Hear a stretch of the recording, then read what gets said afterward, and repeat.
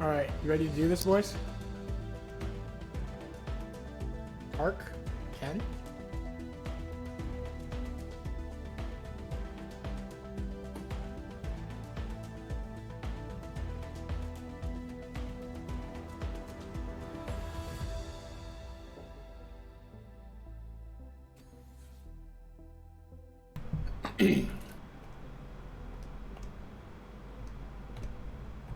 We understand an upside-down world, but they're writing us off before we get to the starting line.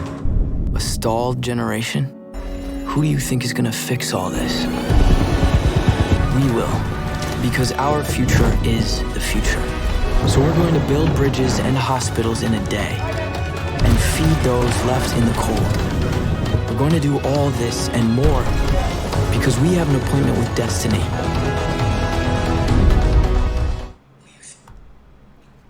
Today, welcome to the Laddie Esports Winter Finale. I'm Ken Sandy, and we got Administrator and Arc Pulse on the ones and twos. We haven't had League of Legends action in a while, and tonight we are going to fulfill it. 4 or 5 hours of League of Legends action. Shout out to all the guys on the chat, all the guys and girls. We got the Uwucifer, Shaka Bra 808, Demiman, Sub, Drea's in there. All these guys, they're actually playing. How come these guys aren't getting ready for their game? Oh, I think it's because it's coming up soon. The first game tonight is On That Beat versus Damn Lost Gaming. That should be pretty exciting. We have the lobby coming up. Paul, Alan, how are you guys doing? Are you guys here? Yo, Ken, how's it going? Hello, everyone at Laddie Esports. My name is Administrator, or Alan, as Ken so lovingly calls me. We're going to be casting a very exciting game of League of Legends for you guys. Laddie Esports Series. We're back, baby. Yep. Alan, are you in the game? I am not in the game. Should I be in the game? Yeah, so you can spectate it. Oh, that makes a lot of sense. I'm on Kung Fu Frosty right now, so Okay. let me just add you. As you can see, we haven't done this one in a while, but this is a good little quick little tournament. Single elimination. Single elimination. We got 6 teams. We got a middle school team, our first ever middle school team. Bishop Baumgartner. Shout outs to the esports program over there. We have a FD/Harvest kind of team. We have UOG, of course. We have Bumble Bumbles, who's a Saipan team. We have and Maniakis, which is Merb's team. So that would be the Collab Koalas renamed, I guess. Sans a couple of members, but yeah, that'll be a bunch of games. So we'll start off with the On That Beat versus Damn Lost Gaming. We'll see Maniakis play. We'll watch Triton Esports play, and then we'll be at the Grand Fit Finals tonight. And that's all going to be done right now. We are just waiting for the members of On That Beat to fill. Mm-hmm. And so how many games are we hosting today, Ken? It looks like we're doing 1, 2, 3, 4. 4 games. 4 games. With the final being, that's 2 out of 3. So maybe possibly 5, maybe 6 games, right? How exciting. Yep. Where's Ark? Ark, you there, buddy? He is here.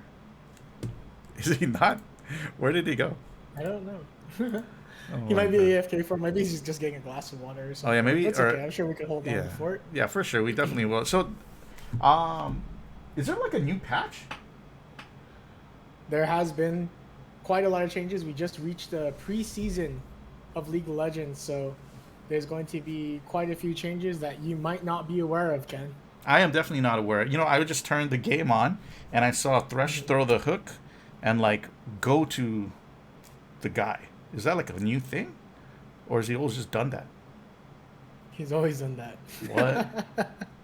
Wow, this is recasting Thresh's hook allows him to jump. Did they ever have Thresh in TFT? Yes, Thresh has been in TFT before. He did not do it back in TFT though. He just hooked and didn't recast. Oh, that's so it only occurs when you recast. Oh, okay, I see. See, I didn't even know that, man. Wow, It's all that's good. crazy. You're, How about you're a Dota TFT? player, so Yeah, I thought it was like Pudge. I was like, TFT. oh, this Thresh is like Pudge. You know, he hooks No, him, you pull it over, but I guess not. yeah, TFT. He just kind of drags him. It drags you twice, but in League of Legends, he drags you twice. But if he, after the first tick, you could recast his death sentence, which is his Q, and it'll allow you to travel to the target. I actually And that's never what knew that opens up that all was the a thing. combos. I actually never knew that that was a thing. Yeah, he's not just a Pudge would be more like Blitzcrank, right? You just pull them in and then Oh yeah, yeah, CC yeah, yeah, them. yeah. Okay, okay, cool. Yeah, so it's more Definitely. like a Blitzcrank thing. All right, that's very interesting. So, what kind of changes are we looking at? Well, Are we going to preseason see changes those tonight? Are they live? Yes, we definitely. They are live already. So there's new items introduced to the game that even I'm not completely familiar with yet. There are new masteries, like Keystone masteries, that are also in the game. Okay. So a lot of changes coming in for preseason, and I don't think anyone here has. I don't think anyone could just say they've mastered preseason yet because it is brand new. So we have to see whether these guys can get really creative with the new items and the new masteries, or if they're just going to stay with the same old, same old. Like, are they going to adapt and change the meta, or are they going to remain the same? That's the big one there. that Okay, we're looking okay. forward Are there to. any like new nerfs or buffs that are strikingly like they that on paper look very strong or like influential, so that you expect these champs to be like you know, powerful right now? Like anything on No paper that you're major like, changes. There was no major changes to champions, as far as I've seen, that have been like extremely dangerous. But the items and the masteries are gonna change the way the game is played. So, there with the introduction of items like Winter's Approach, which is like a tier item. It's a stacking item for late game that's used for tanks instead of the traditional mages or carries, as well as a very niche items like the Shadow Flame, which helps you do more damage when with AP while targets are shielded. So it's like a Serpent's Fang, but for AP. And there are niche items put into the game to like help achieve excuse me, certain it's just to fill niches. It's very interesting. And there's also like Axiom Art, which I think is really cool. Whenever a champion dies within 3 seconds of you like having damaged them, you get refunded some of your alt cooldown. And I saw wow, Nautilus use it. wow. And even though it's an AD like attack damage item, he was using it to cool down his ultimate. And I was like, that's a very cool concept, right? So, It sorry, when you totally get a doesn't kill fit. or an assist, or like somebody dies within range of you. I think it's a takedown within 3 seconds. Whenever a champion dies, the wording is very precise. Right? Is that whenever a champion dies. So if something dies while not like after Nautilus CC'd it, like your team collapses on the guy that you caught, you would get your death charge again. And Nautilus has a huge ultimate that's very impactful.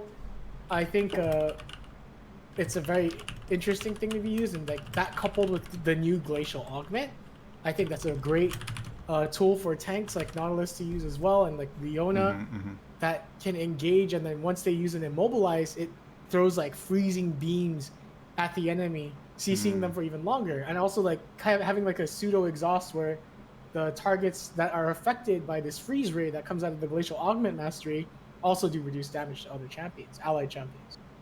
Wow, I see, I see. That's It's a pretty lot. crazy. Wow.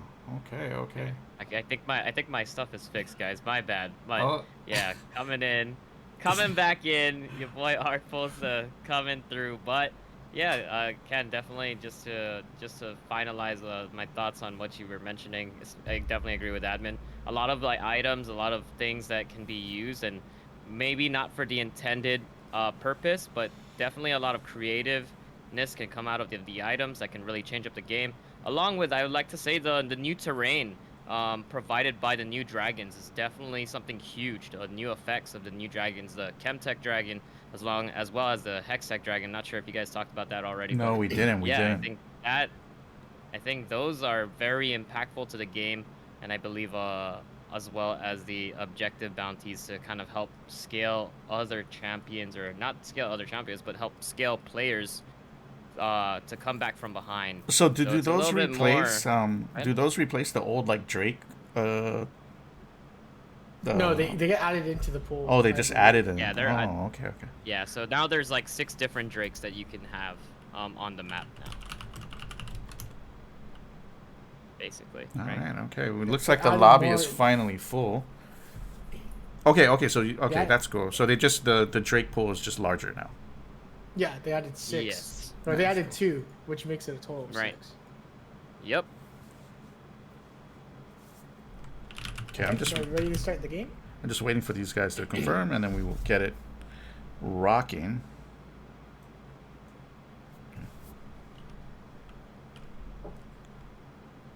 I hope everyone's ready for some League of Legends. Dude, I am ready for some League of Lego. Just because, honestly, I haven't seen the new preseason map and how it works. Basically, along with the changes and all these items. But I'm ready. I'm excited, dude. I'm really excited to see. All right, As we finally. do go into the draft. Finally. It's been a while. It has been a while. We haven't gotten to do a League of Legends tournament here at Laddie Esports since the spring split. So, we're back. Finally. And we got this game. We have the FD guys on that beat versus Damn Lost, which is Damn Lost Gaming. Damn Lost game. Instead of Damn One Gaming. the Lost. hodgepodge of characters: Frozen Mango, Arara, Lucifer, Demiman, and Gawkin.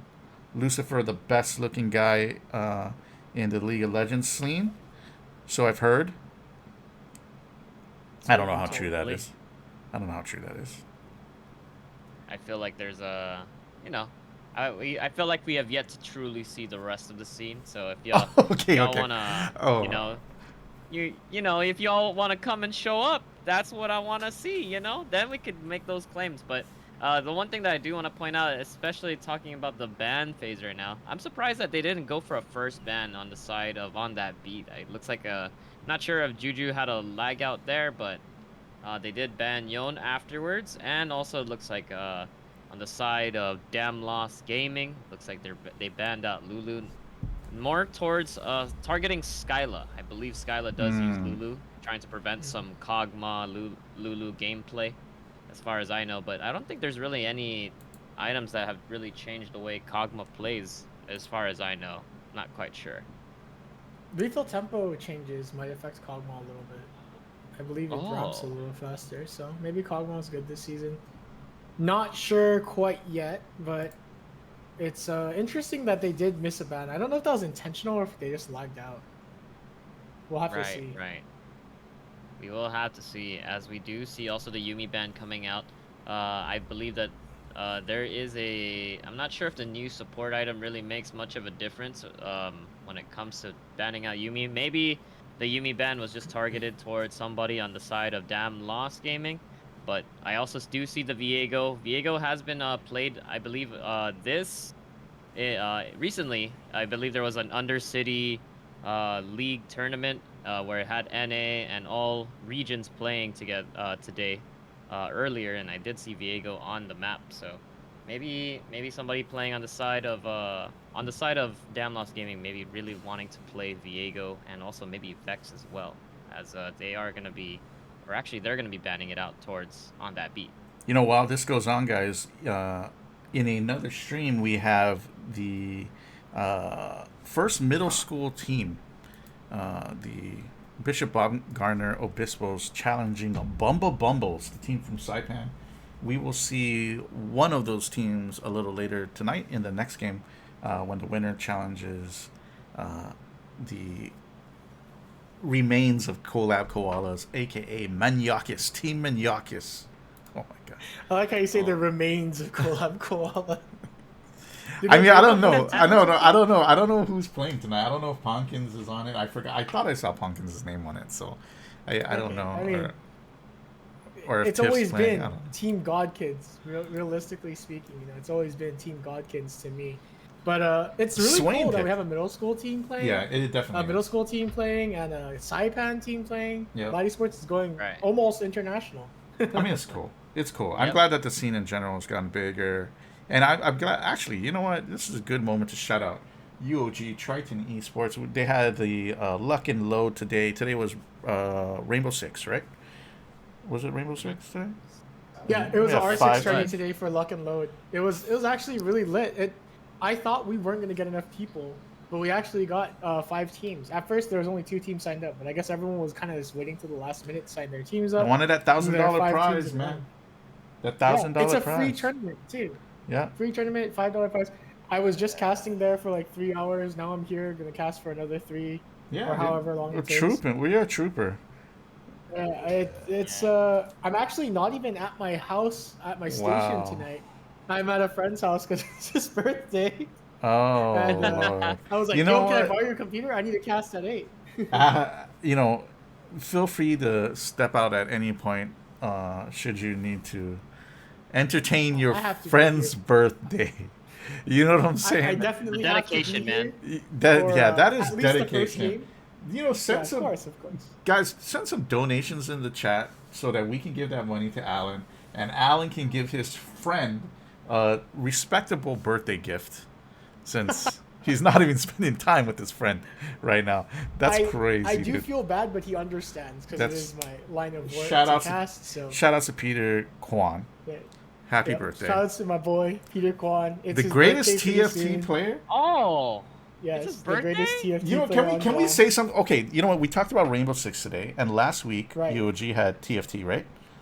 Right. 32 people, maybe 33. I don't know. A large showing. yeah. I believe about, it was 5 about lobbies. 32. Yep. Okay, I'm gonna just say right now. So I watched the tournament, right? And I'm like, oh, okay, you know what? Okay, it reminds me like Underlords. It's pretty fun. I'll try it out. So I downloaded Yeah. the game on my phone, and then, and you could get it on your phone, right? So I'm like, oh, I could get it on my phone. I can, when I'm watching the baby, I can play TFT. So I haven't stopped playing. Like, I don't know, literally like, I don't know how many hours I've played, but it's fun, pretty fun. So Yeah, TFT is a lot of There you fun. go. yeah. This Yeah, season it- especially is it's a lot of. Have you tried the duos mode yet? No, I haven't. Ken? I have never played the game, so I'm just playing the normal. Yeah, not the duo. The duo one's funny because if you beat your board, your units go to your friend's board, your teammate's board, Uh-huh. and my Oh. friend and I, or Garu and I, were playing it, and every time my units jumped on his board, I was like, "The boys are coming!" And then when they Oh. all deployed on the board, I'm like, "The boys!" You know, it's just a. So like, if you real, beat your board classic- early, you help your teammate's board. your teammate. Yeah, Wow. it's really Correct. interesting. So Yep. That's pretty much if how it one guy's works. really strong, yeah. That's if wild. your one friend's strong, you could come help. Okay, I don't want to get too far into the TFT rabbit hole right now because we have the draft going on. We see Nocturne, Swain, True. Shen, and Jin on the side of Damn Lost. And we got Graves, Damn Lost. Seraphine, Ezreal, and Soft Cookie going for a pick now. Lee Sin? No. Dr. Mundo. I just noticed it's our boy Demiman on the Yeah. side Yep. of Damn Lost Gaming. Yep. It is. He's finally off, man. Finally off from work, being able to play. Good to see him, and also he picking my favorite champion, Jin. So, I'm liking this game already. Mocha Licious asking, is this the preseason meta now? Who knows? No one knows knows? what the We're about to preseason find out. meta We- is. We don't know what the preseason meta is, but the thing that I did want to highlight is that Joe May did pick up Rise, and I believe me and Admin did have a conversation on UOG Triton Esports about the new item, the Winter's Embrace, and how whether or not he's going to be able to pick it up, or whether or not he'll choose to pick it up, because we'll it see. can be a very tanky item for him. The Thimble Winter, when it levels up, it has a lot of potential. So that's pretty exciting to see what items are going to be built. And the Shen Nocturne combo, pretty classic stuff. A lot of area control with that. When Nocturne goes in, Shen can follow up. Zillion is also there. I guess it's going to be a protect the carry comp, whether that be Nocturne or Jin. But Swain is playing support, I believe. And it's going to be a Yes. Zillion mid. So Zillion is just going to neutralize his lane against Rise. Pretty much. Like I could definitely see that Lucifer with the intention of just controlling the wave, pushing it back, and trying to keep Joe May in lane. Probably what his purpose will be, but you know, Rise does also have his ultimate, his Realm Warp, so that he can also teleport into battle or bring his team into battle. So it's gonna be kind of interesting to see, just because I know that it's also gonna be very helpful to have their mid laners roam. But how do you feel about the teams, guys? How do you feel about the teams right now? Hmm. I wonder if they're sending Graves to a solo lane. Is it gonna be mid lane Graves? Or is it? Oh no, it's jungle Graves. Yeah, it's jungle That's Graves. Jungle Graves. Mundo top, Rise Mhm. mid, Seraphine, Ezreal bot. Well, Seraphine Ezreal is more than Kayn. likely not gonna do too much against Jin Swain, because I expect Jin Swain to play aggressively because it's an early game bot lane, right? You want to try to kill Seraphine as many times as you can here, because you're not gonna catch Yep. Ezreal if the Ezreal is good with his arcane Mhm. shift. And Mundo versus Shen, I think it's a Shen favorite as well, in that he does a decent amount of damage to Mundo, but it's more of a lane neutralization because Shen can't taunt Mundo because Mundo goes where he pleases, and he has that passive where he gets 100% tenacity against one attack. And Shen Yep. only has one form of CC, so he'll never be able to taunt Mundo, but Mundo also shouldn't be able to kill Shen. But Shen can potentially kill Mundo with his Keyblades if he manages them properly. You can get Mundo Yeah. pretty low, but at a certain point, you're just never going to kill him. Graves into Nocturne. Nocturne needs to farm till 6, and it's difficult to fight someone who's going to kite you with a smokescreen and a dash with his True Grit, so I don't think there'll be a lot of jungle interaction in that aspect. I think both of them kind of want to power farm, get really strong, and then come in with their strengths. Graves can obviously gank earlier and do a little bit more to impact the map. I've already said this Right. before, but Zillion is going to neutralize Rise, or try to. So Lucifer just needs to not die against Rise, and he should be fine. Yeah. That's I also my do see analysis. that.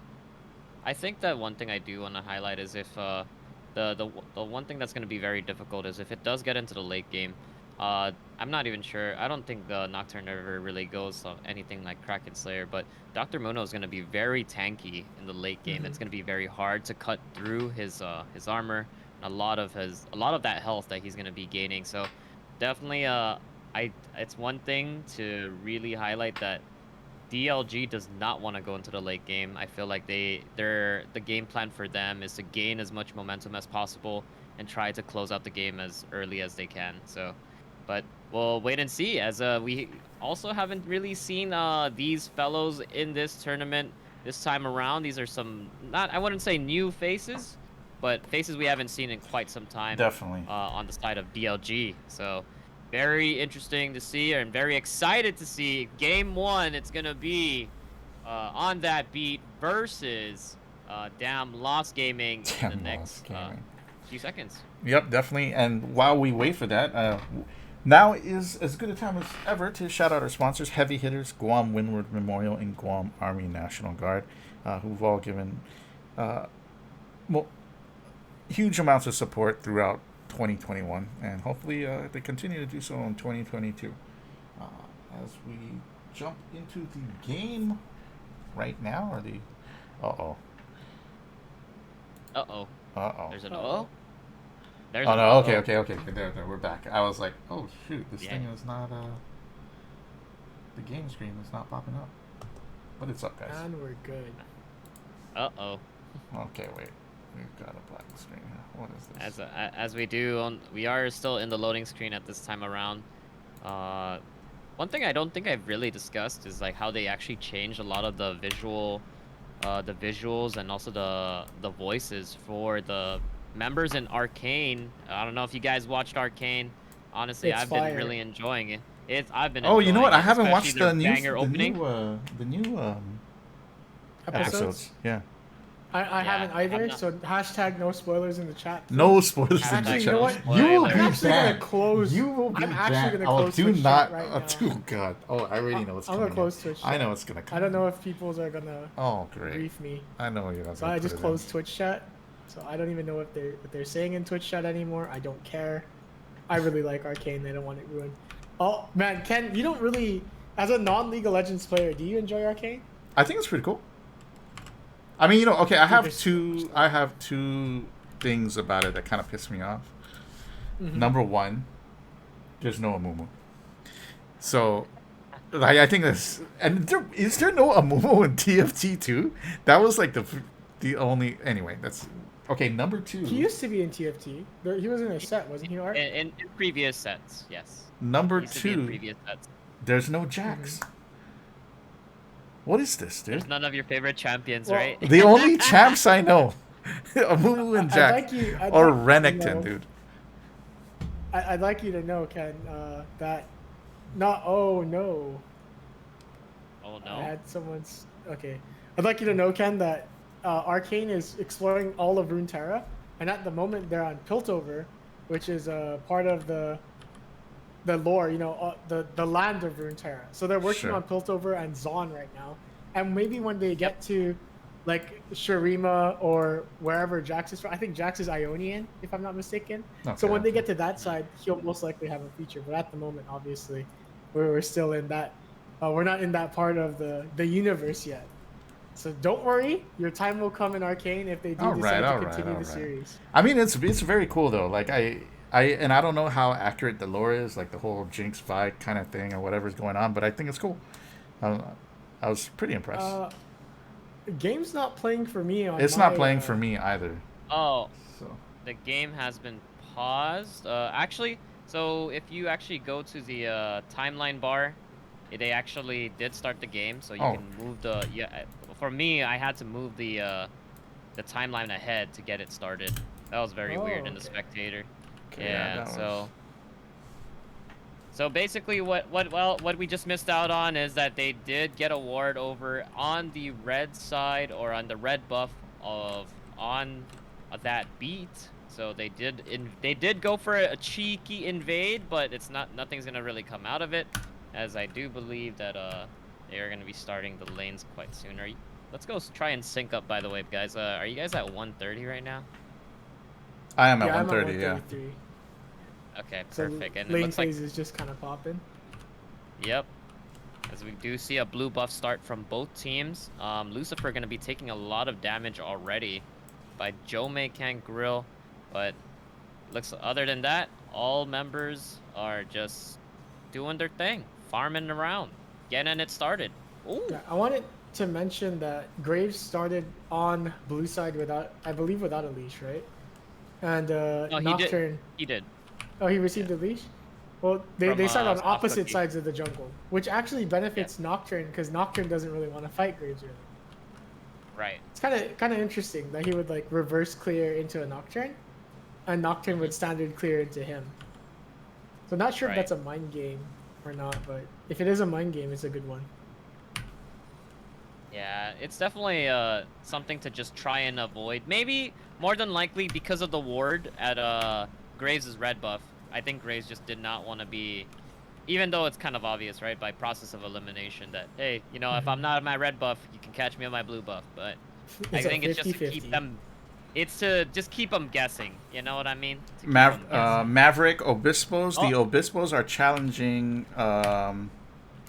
the team from Saipan, so should be an interesting one. I think we might have missed out on it a little bit, but Jomi Cat Girl just bursted Lucifer and forced him to burn his flash. Yep. so we flash did see down that. Or, mid. well, I saw that. Yeah, Yep. I saw Flash down mid, go on the pretty tower. huge. Did you? So you said that this is kind of like an even lane, like do they just trade the farm in the middle? Like, well, how's the mechanics of this an even matchup or whatever? So Lucifer, Ooh. Demon missed the Oh fourth my shot. god, Dominion. Wow, almost. Yeah, he, He had targeted a lethal. minion. Yeah, He he did have 100% lethal. had lethal there. Yeah, that was pretty rough. As for your question, Ken, Yeah. Lucifer versus Jomi can go like Rise versus Zillion. The Zillion can just spam the wave down and not interact. So Yeah, his he- objective is to not fight Rise ever. And just So, but board what him. does he do once he clears the wave? Does he like get a side camp or something, or does he? He gets out of lane and then Oh. hides for a bit, and then that guy has to And then determine he chills, whether yep. yeah he's roaming or he's pushing the Ah. wave. He just makes them lose vision and then make them panic. And then you also have choices, right? You could go to Mhm. bot to help out. You could go to top to help out. go gank with your jungler, speed your jungler up, give him the But ulti. does as he goes Rise bot. does Rise like lack the wave clear to just push that They wave both back have out? good- Or? Oh, okay. Okay, They so have- they, they both have just wave they clear. just stalemate there. Yeah, it's a Pretty much. neutralization. Yeah. So Okay, they're cool. not interacting Yeah. with each other. But And I think Zillion benefits more because he clears the wave, I think for less mana, if I'm not mistaken, because he just QWQs. right. And then Rice has however, to I- combo the wave. I know that he does pick up the tier though, and that will help him eventually kind of like even out. So the one thing that I do see, however, is that Lucifer is really taking quite a good amount of damage or poke from Jomei based off on the the bounces off of the Q, as well as just even straight up just autoing him as well, which is something Lucifer should not be trying to do, which is autoing him back. It really is more so, like you said, it should be a passive lane and less about trying to do anything unless there's jungle intervention. Yeah, he had a 3 minion freeze that he could have also Oh. executed. I believe he's doing that. No, he's not. And not abusing the freeze is, I mean, I guess Rise could clear the wave regardless, but. Right. As it does appear that we're gonna get a teleport coming in from Jomei. Jomei is gonna be teleporting in right away, and look at the damage. Wow, that's some damage right there. Woo! Exactly. Yeah, Rise is kind of just allowed to do anything he wants in this lane, huh? He's just walking up for free. Some jungle assistance would be nice, but Ara is still not level 6, so can't really help out his Zillion. We see Rise coming down the bot lane. He does have the Realm Warp available, so he can make like a short hop down the bot lane, maybe cause some trouble, but he is pinged out by DLG. Yep. As let's go see what the first Drake is. It's actually gonna be the Chemtech Drake popping up first. So I'm excited, man. I'm excited to see how that really affects the game now, because I do believe it's a scaling. Oh, wait a second. Somebody getting caught out. Skyla gonna be getting really low in the bot lane. Skyla burning to death. It's gonna be first blood going to Gakan because of the ignite, but he's gonna be going down, and it's Juju gonna be taking it.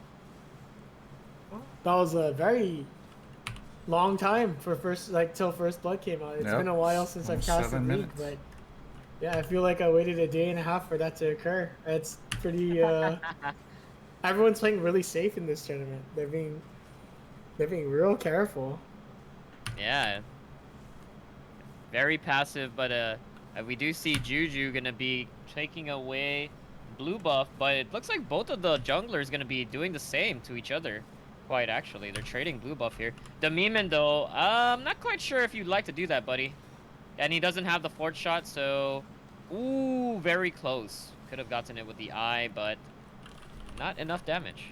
Yeah, an attempt to steal definitely could have been made. He should be collapsed. Juju is not getting punished. They know he's there. They've got vision on him. Okay, there's the root by Swain. The Mimic All right. potentially can kill this, but here comes Nocturne. Is he even in range for this? He The should Shen be. also ulting Stand United. Little bit of overkill Oh, there, but wow. literally the whole squad came through. Shen Wow. with the Stand United on the Demon. I believe Lucifer teleported and flashed to give him the ulti as well. A That's bit of what we overkill. call- Dude, that's called being more safe than sorry. But you know that does like take up a lot of their summoners, their ultimates. So honestly, all to protect Demiman here. But I mean, they did get a kill out of it, but at what cost? You know, And they punished their jungler. They let him know that you can't walk into this neighborhood without getting collapsed on. And that's sending a message to the enemy jungler. You can't walk into our hood. Wrong side of Literally the just jungle, saying. bro. Literally just saying, straight up, bro, you can't come through because the gang is gonna come and They murder sent you. all the boys, dude. That was the UOG kitchen sink strategy, where you throw everything but the kitchen sink at the enemy. Dude, that was the TFT duos thing, where like just cleared one board, go to the next board to back up the boys, dude. Exactly. The boys are here. Exactly. As That- yeah, TFT duos is so lit, man. it is. Is it? Super fun. It's super hilarious. It's just fun to play with I've- your friends. Yep. Oh, It's as such we a haha funny game.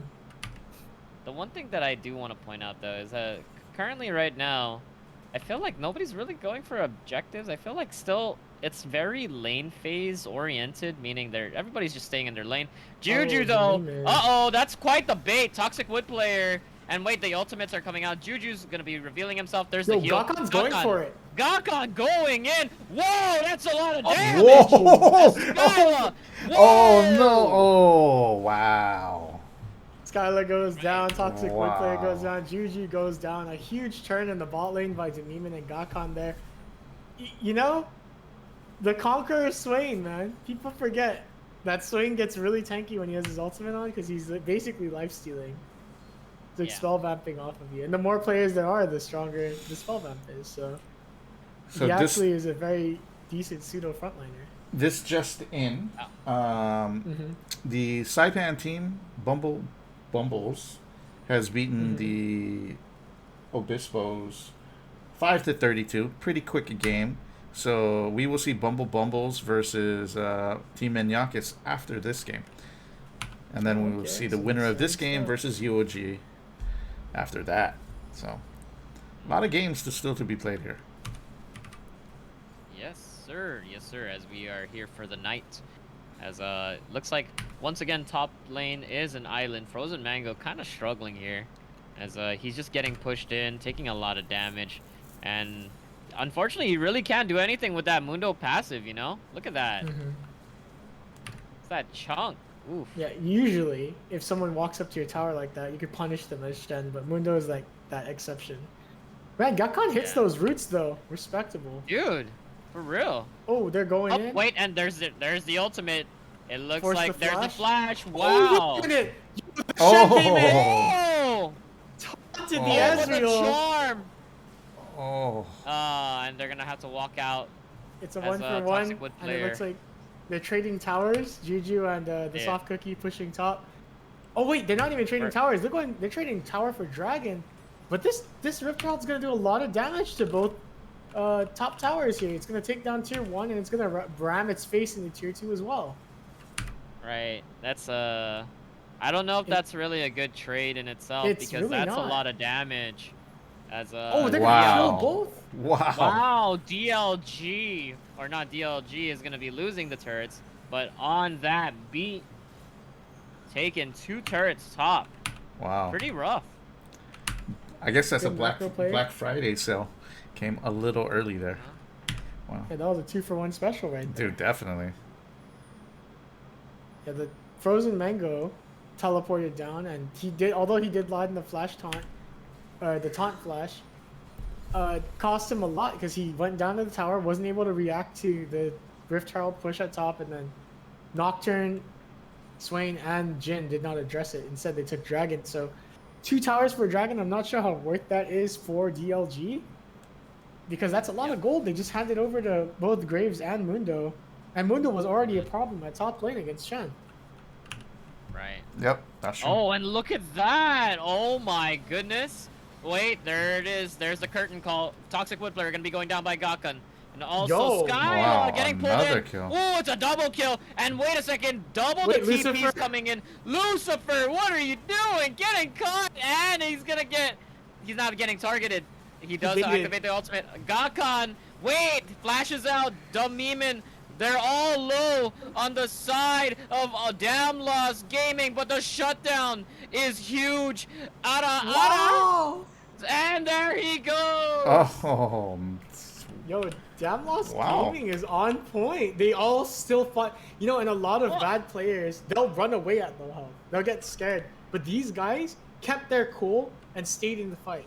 Yep. Really well played there by Damn Lost Gaming, actually. I'm surprised their mentals didn't break and they didn't just rout. They kept pushing. They took out Soft Cookie. And even though the teleport was really bad by Lucifer, he bought a lot of time by ulting himself and looking vulnerable and looking juicy like a free kill. So Yep, well played. They hard committed for that one, you know. They absolutely did.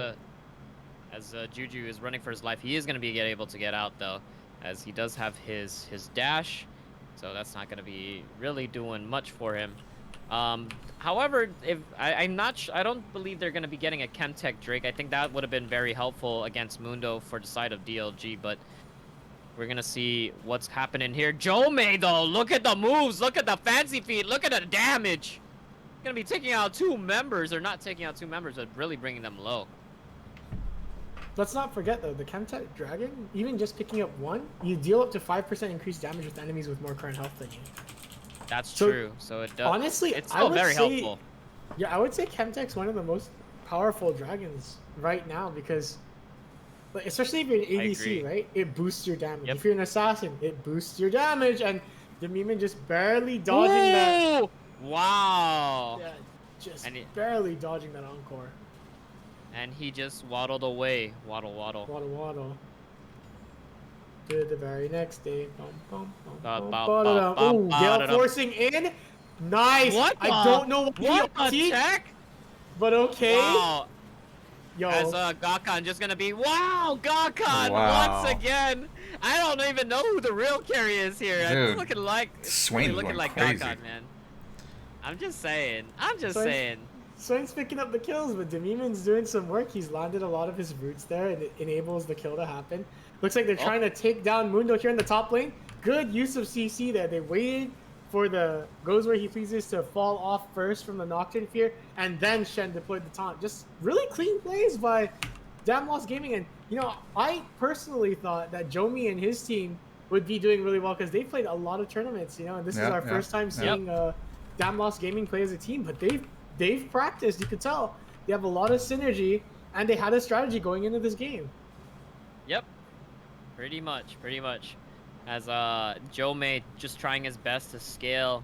As that Everfrost is gonna be coming in quite nicely. He does have Everfrost already, and it is a lot cheaper this time around.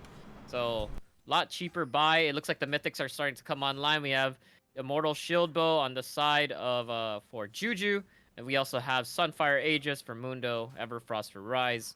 And for, we do have for Toxic Wood Player, the Divine Sunderer and the Moonstone Renewer already for Seraphine. So, I believe the only one who's missing their mythic is actually going to be Frozen Mango and Lucifer at this time around.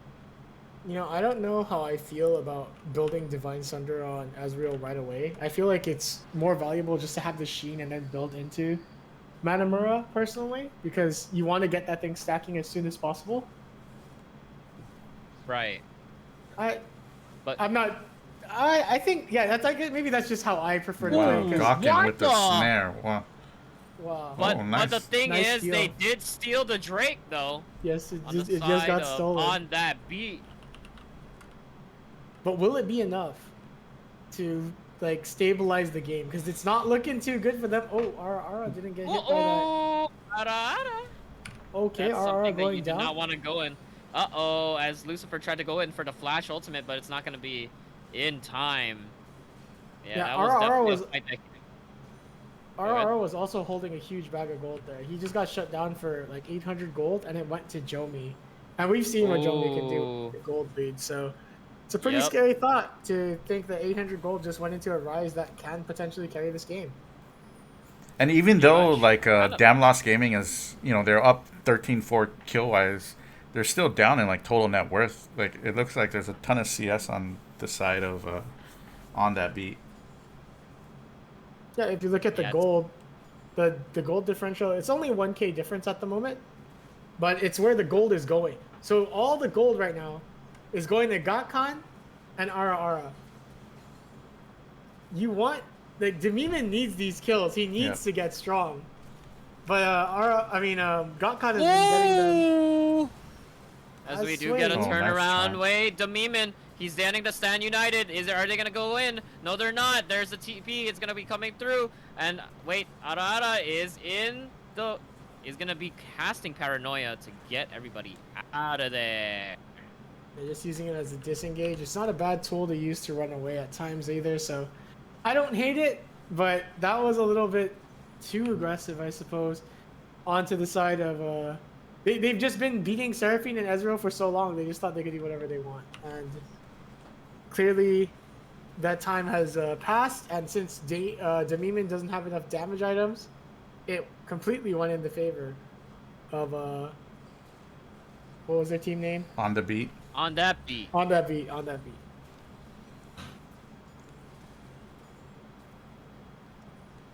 I'm actually that pretty beat. interested, like, how the Swain didn't use his hourglass. He had the stopwatch, the perfect timing stopwatch. That should have been Yeah. available for use. I don't Right, think as you a- could kill that Mundo. No, I don't As think Jin. so. Certainly not. Not this time around. However, you know, on the side of Damn Lost Gaming, they are kind of strong. However, and on the side of also On That Beat, they're just really scaling quite well. So, like I said, you know, when it comes into the late game, yeah, I'm really betting On That Beat to take this if they really take too much time. But it's really looking pretty rough, as you know, a lot of objectives did go down in favor of On That Beat. I mean, taking 2 Rift Heralds, taking 2 turrets top, that's pretty huge, and that's the reason what contributed to their gold to be quite higher. Yeah. Yeah. No towers are taken for the side of Damn Lost Gaming. They're up in kills. They're getting a lot of frags, but they're not getting any objectives. And the objectives are the way to win the game of League of Legends Yep. tug of war, as I like to explain it to people. You need to knock down these towers to win the game, and they just can't seem to gain any ground here, as all 3 towers, all tier 1 towers are still up. Pretty much.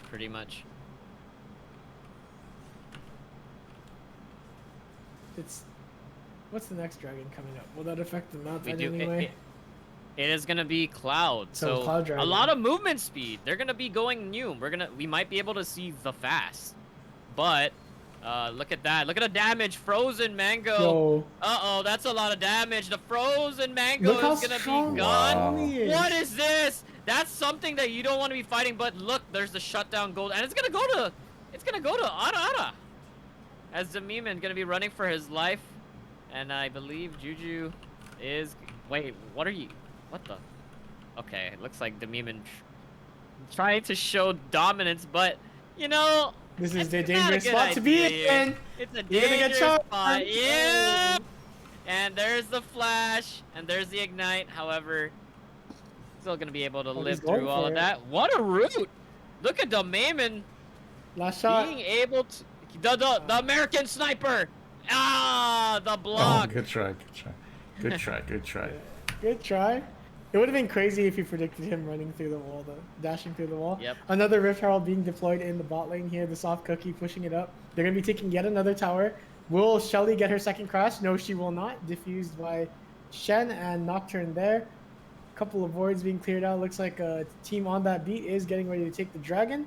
Meanwhile, Damn Lost Gaming still hasn't been able to set up here and get in a position. They are scrambling for it. Zillion on the flank here near Point Brush. And it looks like Swain was able to KS the dragon. Able to get it. Right. Gokhan flashing in with the Zillion ulti, but he uses his hourglass. Gokhan extremely low, will be going down, but he gets another kill. So it's a 1 for 2, and they stole the dragon. Right. Juju did have smite, but he might have forgotten that he was in charge of smiting.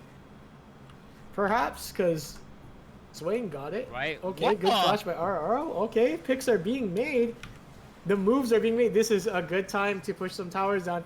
I don't think they have quite enough time to take down Baron here, or the HP to do it, but they can easily take some towers. Demiman just needs to not get annihilated here by Mundo and Seraphine. His team is with them to protect. You take it back, take control of Baron with some wards, come back for it later. Dude, the one thing that tripped me up was we did see Ara just use his ultimate to engage at the dragon fight, but that's insane. The Axiom arc really coming in clutch. He already has his ultimate up, as it got refunded because of the takedowns that he's done in that team fight. Yeah, it's pretty scary. It's a pretty scary item, and you know, Axiom Arc being a item that it's stylized. The image, at least, is stylized off of Kiana's like ring blade that she uses. So Mhm. you could kind of tell it was made for assassins, right? Can you imagine Zed resetting on his death mark, and Kiana resetting her supreme display of power or whatever the heck it's called. Like the resets Yeah. on ultis are gonna be crazy, and I just can't wait It till will be. supports start using it and abusing it. Right. I'm really waiting for that as well. As you know what, I don't know if it shows up in the UI, but I was really curious to see whether or not we do see these, these objectives, the comeback objectives. Wait a second, look at the engage. They're gonna be going on Jome. He's gonna be trying to Walmart, but the meme is gonna be taking out Jome can't grow, and there's a TP coming in the back line. Lucifer trying to dash in. Ara is gonna be trying to get them all, but they're gonna be escaping out of here. There is also, is it Essence Flux? No, it's the True Shot Barrage coming out from Toxic Wood player. As they did take out Jome, it looks like they're gonna be going straight for the Baron. Right, Baron Call is kind of risky here. They still have their jungler up, but Lucifer is holding them back by throwing time bombs at them, trying to stop them from approaching here. Juju trying to pick up a kill on Lucifer. Lucifer going to be ulting. He does manage to kill the Nocturne, but Juju will be going down here. Gakon in the front line, extremely low. Toxic Wood player will be picking that kill up with an Essence Flux and an Arcane Shot. Or is it Arcane Shot? I forget what it's called. Mystic Shot. Yeah, Mystic Shot, Essence Flux. Yeah, Mystic Shot. Man, yeah, you're right. It was a really dangerous call. It was a dangerous call because they were really low, and you're right. Juju was up at the time being. And now there's the failed Baron going down, the failed Baron attempt. So, I mean, the next objective is Cloud Drake going to be coming up in a minute and a half. And Demiman is he's sitting quite well. I mean, he hasn't died yet. He has a bounty. He has 3 kills, 13 assists. And he's currently right now, he's looking for farm. But guess what? He's just the aggressive ADC. They're going to be trying to fight Jome. And Jome is going to be going down. Jome can't just be doing that thing. He can't be in the jungle and in your enemy's jungle all by himself. Even if he is strong. Definitely underestimating. Oh, okay. Soft Cookie forced to flash out here. He lost goes where he pleases. But you're absolutely right. You know, against things like Nocturne and Shen and things, people could just collapse on you very quickly. It's not a good idea to be walking around the enemy jungle without any warding. Definitely agree with you there. As now it does appear that everybody's just kind of resetting to try and push some waves in. I do believe that the dragon is going to be coming up in less than a minute, even within 30 seconds. Let's go see if they're going to prep for that, or maybe possible trade for a Baron. I don't know. Who knows? There's a lot of hovering around the dragon pit though. It's funny because DLG has twice the kills, but the CS difference is really starting to show here as Shen, who's been very busy on the map, teleporting around, Standing United. He's at 133 CS to Mundo's 212. So that's where like the money disparity is going. Is like, yep, Dom Lost Gaming is very active on getting these kills, but they're kind of like empty kills at the moment because the Mundo, the Graves, the Rise, they've been killing their waves and getting gold. So they just get stronger and stronger as time progresses. Whereas, okay, really good. Graves manages to get the smite. Wait, Graves got the collateral. Yeah. Oh, he collateral damage. Yep, you got it from the collateral damage. So it was gonna be a steal. You know, there's a lot of stealing going on in this game. As wait a second, Gakon. That's a dangerous place to be. And also, wait, he's gonna be able to flash out, but he's getting really low. That's a full team that you don't want to deal with, buddy. As they are going to be going for the Baron this time around. And I believe it's a lot safer for On That Beat to take this Baron just because they're pretty healthy. No contests coming out from here. Demiman not having his curtain call to try and do anything about it. It's going to be definitely going to On That Beat. Yeah, the game has flipped around completely. And, you know, you were mentioning Mundo getting stronger and stronger, but honestly, it's the Rise right now. Oh, yeah. With just a bunch of damage coming in with the Graves Burst as well. The Dragon win condition was not as strong because it is a Wind Dragon. Yep. I think this patch just, like you said, it makes you go fast. And it also gives you a little bit of slow resist, which would be nice against things like the Infected Cleaver of Mundo the smoke screen that also slows you from Graves and Rise when he doesn't choose to root you, his arcane prison. So there's a lot of things that it would have been helpful for, but I wouldn't consider it like a hard win condition like Fire Dragon or even the new Chemtech Dragon. You know what I mean? It's not as crazy of a buff when you have the Wind Dragon buff. Yep, I definitely agree here. As oh wait a second, Frozen Mango and Demiman. I don't know if you want to be there. Look at the flash. Jome can grill. He definitely can because he just grilled Demiman. I just want to mention his name is Jomi Can't Grill. Exactly. So That's he why I said cannot grill. he can't grill. But what did he just do? He just He grilled can't him right grill, there. but he can kill. You know what I'm saying? Ah, bars. He's doing the damn thing. Bars. That's bars. Bars. You could just break down the towers. The soft cookie's so tanky, he could just stand on that tower all day, and he'll be totally fine. I don't think that Damn Lost Gaming has any answers to this Mundo at the moment. Gakhan went full like Mage Swain, where he's got a Leandries, an Hourglass. An Hourglass is fine. Leandries is also fine, but if you're gonna go Conqueror, I think Riftmaker would have been a little bit better here because it would help you have more staying power in the backline, and maybe like a Rylai's Crystal Scepter, or even like a Morello Nomicon component, because you need to stop this Mundo from healing, this Graves from healing with, and the Seraphine from healing. They're not stopping any of it. Gakhan received both the Shen shield and the. Oh man, just the ults are being a little bit misused. This is mayhem, as the Demiman was given free time to just auto. But look at the damage. Oh, wow. Good stopwatch. Juju, though. And a good flash. Demiman trying to smurf out here.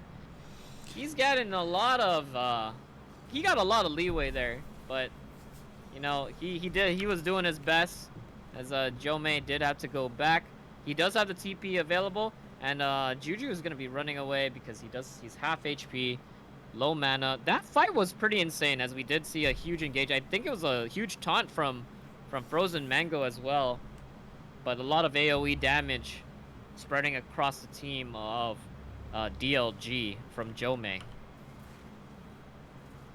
but as time goes on, and there's no anti-heal items in the game yet, other than a Bramble Vest, this is gonna get harder and harder to kill Mundo. It's gonna be harder to kill Graves, and Seraphine is still offering shields. She's got a Chemtech Putrefier and a Moonstone, so she's going to be healing her teammates up with her shield as well. So until they find answers to these things, they're not going to be able to pop them anymore. We're going into the late game. It's 32 minutes. People have more than 4 items built.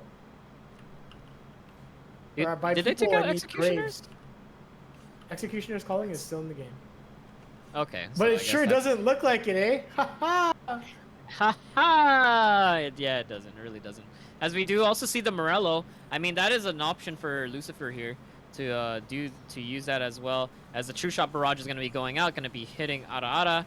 Wait a second. Somebody's getting really low here. It's Jome. Does he have...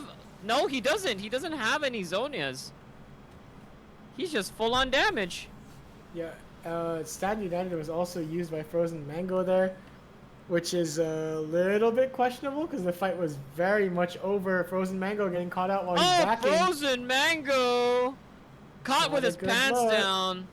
Definitely. Oh, and he's going to be taking Nocturne with him because the charm extends when it hits a teammate. Wow. Yep. Oh, no. And it's looking pretty rough for DLG. It really is a damn loss. My God. Indeed. As we are going to be seeing the game end soon, as they're knocking at their Nexus. But it's not all over for Damn Lost. After this game, they will be facing the Obispos in just a small consolation match, as we see this final skirmish here at the tower. Whoa! Whoa! Gakhan went hard. He got 2 kills. Oh. But I don't know if that's gonna help. Oh my the gosh. team per se. And Lucifer definitely needs to cool it on those ultis. Okay, he's gonna be going down to Rise. Oh. Jomi can't grow, just doing so much damage. RR trying to get something done before he dies, but he won't be able to do it. Demon going into What the- melee range with the Wow. Graves. And also against Jome, really had nothing at that point, and it is gonna be going to on that beat as they take the first game. Yep. Well, yep, and they It will is move best of on. round, right? They will So- move on to face UOG in a little bit, but next we will have Team Minyakis. They will face the Bumba Bumbles, the Saipan team. We will have that shortly, but first, a quick word from our sponsors. The news says Gen Z is struggling. I've got news for them. I wait tables, but last week I built a field hospital. I put out a forest fire. I stopped 1,000 attackers. And a natural disaster. I've saved lives. And led a team on patrol. I serve. Well, I go to school full time. While I work full time. The greater the challenge, the stronger we become.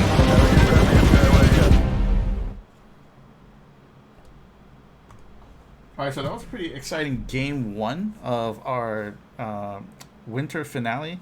There's still a couple more games. We are going to jump into semifinal action as we watch Team Minyakis as they take on the Bumba Bumbles. We are just waiting for that lobby to get created. We got oh, there it is. There's a lobby. We have Drea Koopa in the chat. Where's Auntie Lou? I don't know. Where is Auntie Lou? How come we don't see her in the chat anymore? Yeah, The Gov. kind of missing Auntie Lou. The Gov just doesn't support esports right now.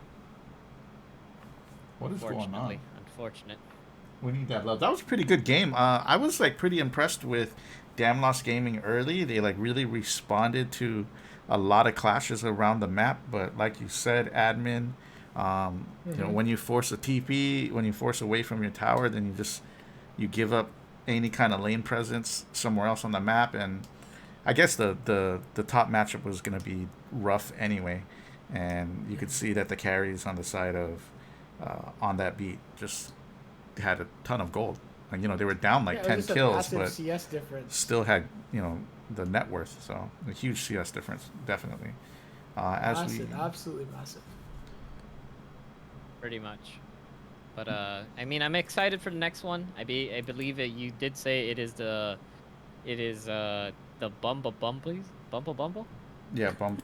I don't Bumble. What is the name? The Bumba Bumbles. They beat the Abyssals Esports. Bumble Bumbles. Their game was pretty you go. quick. Trying to find Yeah, who was in trying to that find game. that team Minyakis here. Give me a moment to look up to get the other team into this. You guys can talk a bit about that game one, and I'll handle this. Sure. Of course. As you know, basically, from what I saw, is even though we did really cover it, Damn Lost Gaming did get a lot of their kills. However, it was more also like it was very difficult to transition it into lanes and into objectives. I mean, they were very strong early on. Their team fight looked pretty clean, pretty good. But, you know, they kind of just stayed in their lanes. It was just power not being distributed to help out their teammates. And I think that really turned for the worst. And once again, as I did mention, they, on the side of On That Beat, they just scaled so well. They scaled a lot. So, very rough. Very rough. They also kept it cool. Even though they were losing those fights early on, they weren't too worried about it. They knew they would scale up eventually, and eventually they did. And once they were strong enough, they were able to execute their plan and just kind of roll them over. Rise got ridiculously strong and was kind of just allowed to do whatever they want. Lucifer kind of started sweating on those ultimates as well and casted them way too early on the wrong targets. And it just was one thing after another that led to Damn Lost Gaming's demise. It was a Right. good game, though. It definitely As, was a good match. Yes, it was a very good game. As we are starting to see more people coming in to fill in the lobby, and I do see a familiar face. In.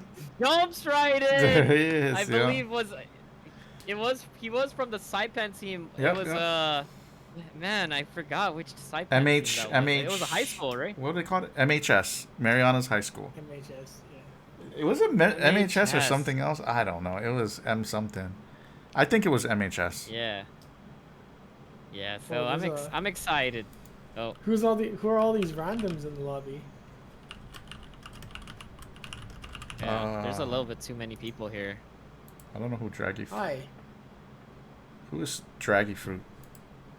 I don't know. Are they like subs?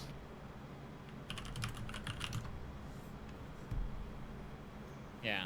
Maybe. Okay. There we go. Now you can switch in. Ah, there we go. Okay, great. Let's see if the teams are ready. So, Oh. we do also see, as we mentioned, the quote unquote the remains of the collab koalas. Yeah. So who do we So- got there? We got Ponkins. We got Aurora. We got Subliminal. We lost Aim for and Tiff. And Tiff. Right. Yeah. Who do you guys know Nobu in general? I General? am not General? quite sure. Yeah, I am not quite sure who exactly they are. So it's gonna be interesting to see how it pans out. I mean, we are familiar with Aurora, we are familiar with Subliminal, and we are familiar with Pumpkins. And on the side of this is the Bumba Bumbas, right? Is it Bumba Bumbas? Wait, are we Yeah, not? Bumba Are we Bumbas. not we're not commentating Lanyakis?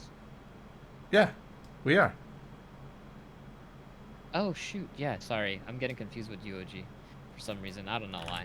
But yes. So we're really I'm excited to see how it pans out, as I'm assuming that it's Maniakis is team Ponkins and friends. Is that right? Correct. Ken? Correct. Maniakis is on the left, and the Bumba Bumbles are on the right. The names, can we just use real names next time? But anyway, that's yeah. Well, We are ready to go. all right. Sorry, I was getting myself a glass of water. Is that a Masters player? Wait, what? This guy's saying, can we use a drafting website for draft? Because we don't own all champs. No. Wait, what does that even mean? No. No, yeah, you don't know. How are you gonna draft? What? Yeah, that's pretty wild. huh? Exactly. All right. This is the Saipan team you said? Yeah. On the right hand side? Yeah. Yep. It's the Saipan team. Huh. Man, how come we don't got Yeah. Tiff, man? Where's Tiff? It is not Maybe she just Mixnapple. Mixnapple saying Maniakis is not the same without Tiff in the bot lane. It's true. True. It's true. It's not the same. It went from collab koalas to Maniakis. So, go figure. Does it mean some? Yeah, means it means something, right? A nasty. different It means language? like perverted or It something. means Ah, I yeah. see. It means pervert in Tagalog. In Tagalog, right? Okay. I So, thought so. yeah. I don't speak the language fluently, so, So I we went wasn't from sure. cuddly and soft collab koalas to good old The pervy dirty Ponkins. perverts. Pervy Ponkins and friends. From the Godkins to the pervy Ponkins. Friends. So Normal. here we What go. a big difference. On the other side, we got the Saipan people, who are missing some champs in the banning thing, I guess, or something. I don't know what they were talking about. There's no way that you can miss. You can. Like, you don't- how there's can no, you- No champ you cannot ban. Yeah, how can you not You ban? can ban every champ. Yeah, you just can't play.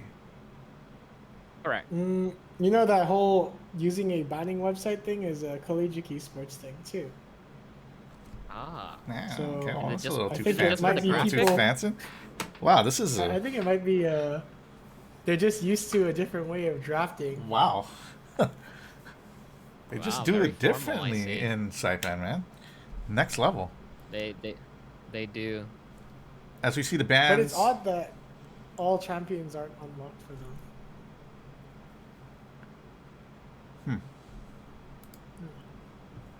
Interesting. Very interesting. Indeed. Interesting. So, what do you think about the ban so far? Doesn't I mean like you said, this is like new, like the pre-patch, right? Preseason or whatever. Anything goes in terms of bans here. Like, both teams really don't know much about each other. So, like, what are you looking to ban here? Like Seraphine, Well, Thresh. Ramis, like- Seraphine, Graves. They missed a ban on the side of Saipan. Yeah, they know banned it, right? Yeah, they know banned third ban. They or no, they're banning it right now. They're banning third right now. So we do have. Oh wait, no, they're picking. I'm so sorry. You're right. So we do have Nobu picking already. Lucian picking up the Lucian. I'm surprised to see the Thresh Chobo ban. I'm not our Thresh Chobo ban. Thresh The Chobo Thresh ban? The Thresh ban. Because usually Subliminal does pick Thresh as one of his champs, but we're gonna see another hook champ gonna be picked up here. We're gonna see the Blitzcrank as a lot of people have been starting to mention, and I do want to bring this up. We do have a Masters player on the side of on the side of Bumba Bumbas. So Yeah. very interesting to see, because it's very difficult within the region to be a Masters player in ranked solo duo. Yeah, because it's super laggy inside. I think it's laggier than Guam for Saipan, so that's very impressive. If Bad Emotions is playing out of Saipan, maybe it's someone who moved to the States. Maybe so. Maybe so. Right. As we do see already on the side of the Bumba Bumbas, they're going for the scrap comp for TFT. We have the Blitzcrank and the Ziggs. So they're going to get some bonus items if you put in one component. But on the side of Ponkins and Friends, otherwise known as Maniakis, we do have the Lux pick. Lux? Possible mid, because we do see the hover on Nami. But then it's going to be a Rakan pick. So it's going to be more than likely a Lux mid. Wow. Not something we usually see. If Aurora is still playing mid, it's not something we usually see from him, as he normally does pick assassin type champions, picks or assassin type mages like Fizz or LeBlanc. So very gonna be interesting to see who's going where this time around. Yeah, definitely true. You know what's really funny, guys, is I went outside to go get some water, and I told you I'm at a friend's party right now. They're all watching the stream outside on the big TV. So hi, guys. Shout outs Wow. Shout out to Quan. to You know, Quan. Happy Shout out to birthday, Quan. man. Happy birthday, Happy Quan. birthday, Quan. There you go. Pretty And funny. it's everybody's just chanting right now. No way right now. No way. And I'm not even quite sure what's that meaning. However, we do see the bans coming out once again. Echo ban on the side of Bumba Bumbas. I gotta get this going, man. However, I'm quite surprised they went for the Echo ban, as they do have the Lux already. So I'm kind of curious as to what the plan is. Unless it's meant to be Echo jungle. Who knows? Ponkins goes everywhere. Ponkins is a champ ocean. Yeah, pretty interesting bans here from Bumba Bumba. Ramis, Seraphine, no ban. And then Echo and Lee Sin. Just, I think, yeah, Echo Lee Sin definitely for Pawn, right? Because he's a jungler. And I guess Ramis Yes. as well. Did they just misclick on the third ban? Maybe? Maybe they so. might. Because they did say they were lacking champions. So I know maybe they just misclicked the anti-ban. first ban for sure. I think they wanted to ban Something Lulu or something. So Interesting. Interesting indeed. As we do also see, wow, we're highlighting the Riven. Never mind, we're actually getting the Riven, as it is gonna be more than likely gonna be top. And we've seen Ponkins on Trundle. He is a menace on Trundle. You don't want to get him you don't want him to become out of control. Even though I know that Xin Zhao is an early duelist, it's gonna be quite a difficult battle to see against the one and only, the Godkins. Pretty interesting stuff here. Riven top lane. And it looks like it's going to be Aurora Subliminal bot lane. Aurora was the ADC player before he went to, what was it called? Collab Koalas. And I think Subliminal does also play Recon, so I know these players for the most part, aside from like General and Nobu. I have not heard of them before. But Right. Pawn, Aurora, and Subliminal were part of my old team, so I know how they play. So good luck to Yes. them, as well as the Saipan team. They're running Darius, Zinjao, Galio, Ziggs, and Blitzcrank. AP bot lane, AD top and jungle. Pretty interesting stuff here. Blitzcrank Right. Ziggs is really interesting. It is. Because I don't think it's a consistent amount of DPS. I mean, it's high burst damage if they do scale, but you know, against like somebody like Lucian who can just basically burst it down, which is kind of interesting to see as well. I mean, unless Aurora is still going mid and General is actually in the bot lane, it's gonna be Lux Rakan bot. That's gonna be quite a sight to see, both mages. So Lux I guess we're just gonna have to. Just because be I'm not sure if Aurora. Yeah, just because I don't know if Aurora is still mid, right? Because we do know Aurora as a mid lane player. However, this is a new team, so I don't know. We have 2 minutes left. It's gonna be Maniakis versus the Bumbles. And I'm excited to see how this game turns out because we have some high-ranking players on the side of the Bumbos a lot, as well as on the side of Maniakis, Team Maniakis. So it's gonna be. I'm expecting a high-level gameplay match, but you know what? Who knows?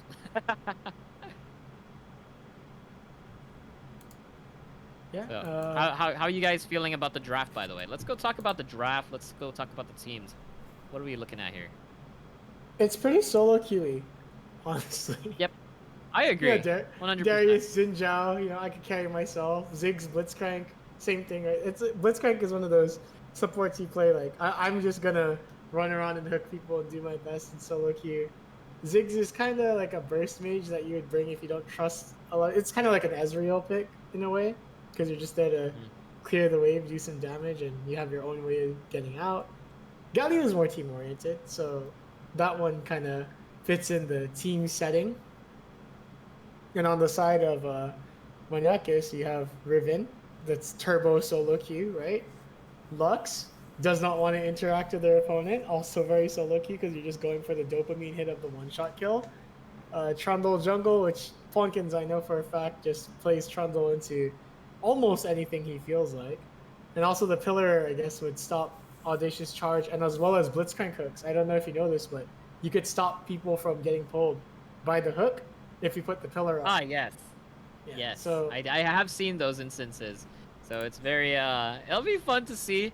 I've seen also some very cheeky videos where, you know, their teammates have been saved by just a pillar because it does move them.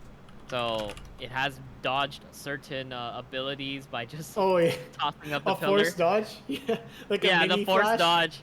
It's Yep, like a yep. mini, it forces you to like kind of move to the left or right, so it mini flashes you. Yeah, and then, you know, Exactly.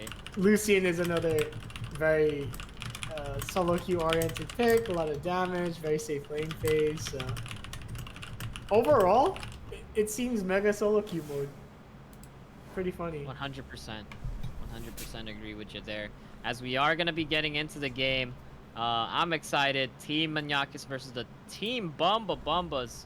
And we're already in the semi-final round. So after the semi-final round, I believe, Ken, correct me if I'm wrong, are we covering also the next semi-final round as No, well, actually, or are we going they straight are into the opting finals? they have opted to play it now. So FD and UOG, well, I'm saying FD, but on that beat and On UOG, that beat. they are, I guess they got stuff to do. So they're just trying to get Don't it done. we all?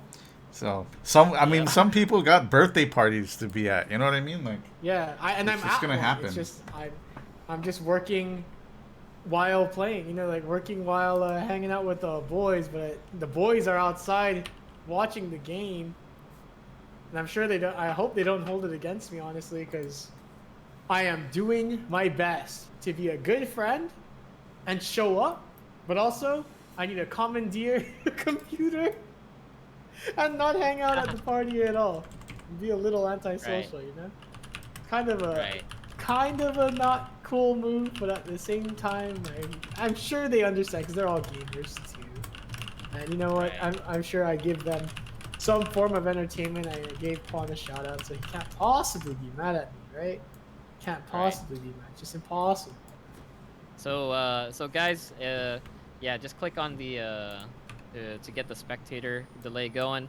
Unfortunately, there is a bug with the client, so we do have to jump ahead. We have to fast forward. It does not automatically play, but not much is gonna be happening around here. It looked as if Team Bumba Bumbas were trying to go for something cheeky here, trying to go for a hook, but they're not gonna be getting anything out of that.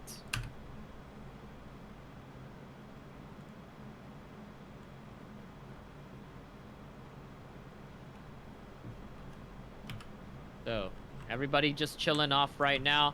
It's gonna be looking like a bot side jungle camp start or bottom.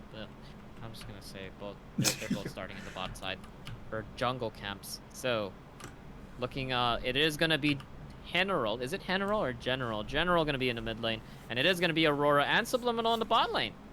Definitely some team synergy there, as they have been on the same team beforehand. We do while they are doing some farming and some leashing, I'm gonna highlight in the chat.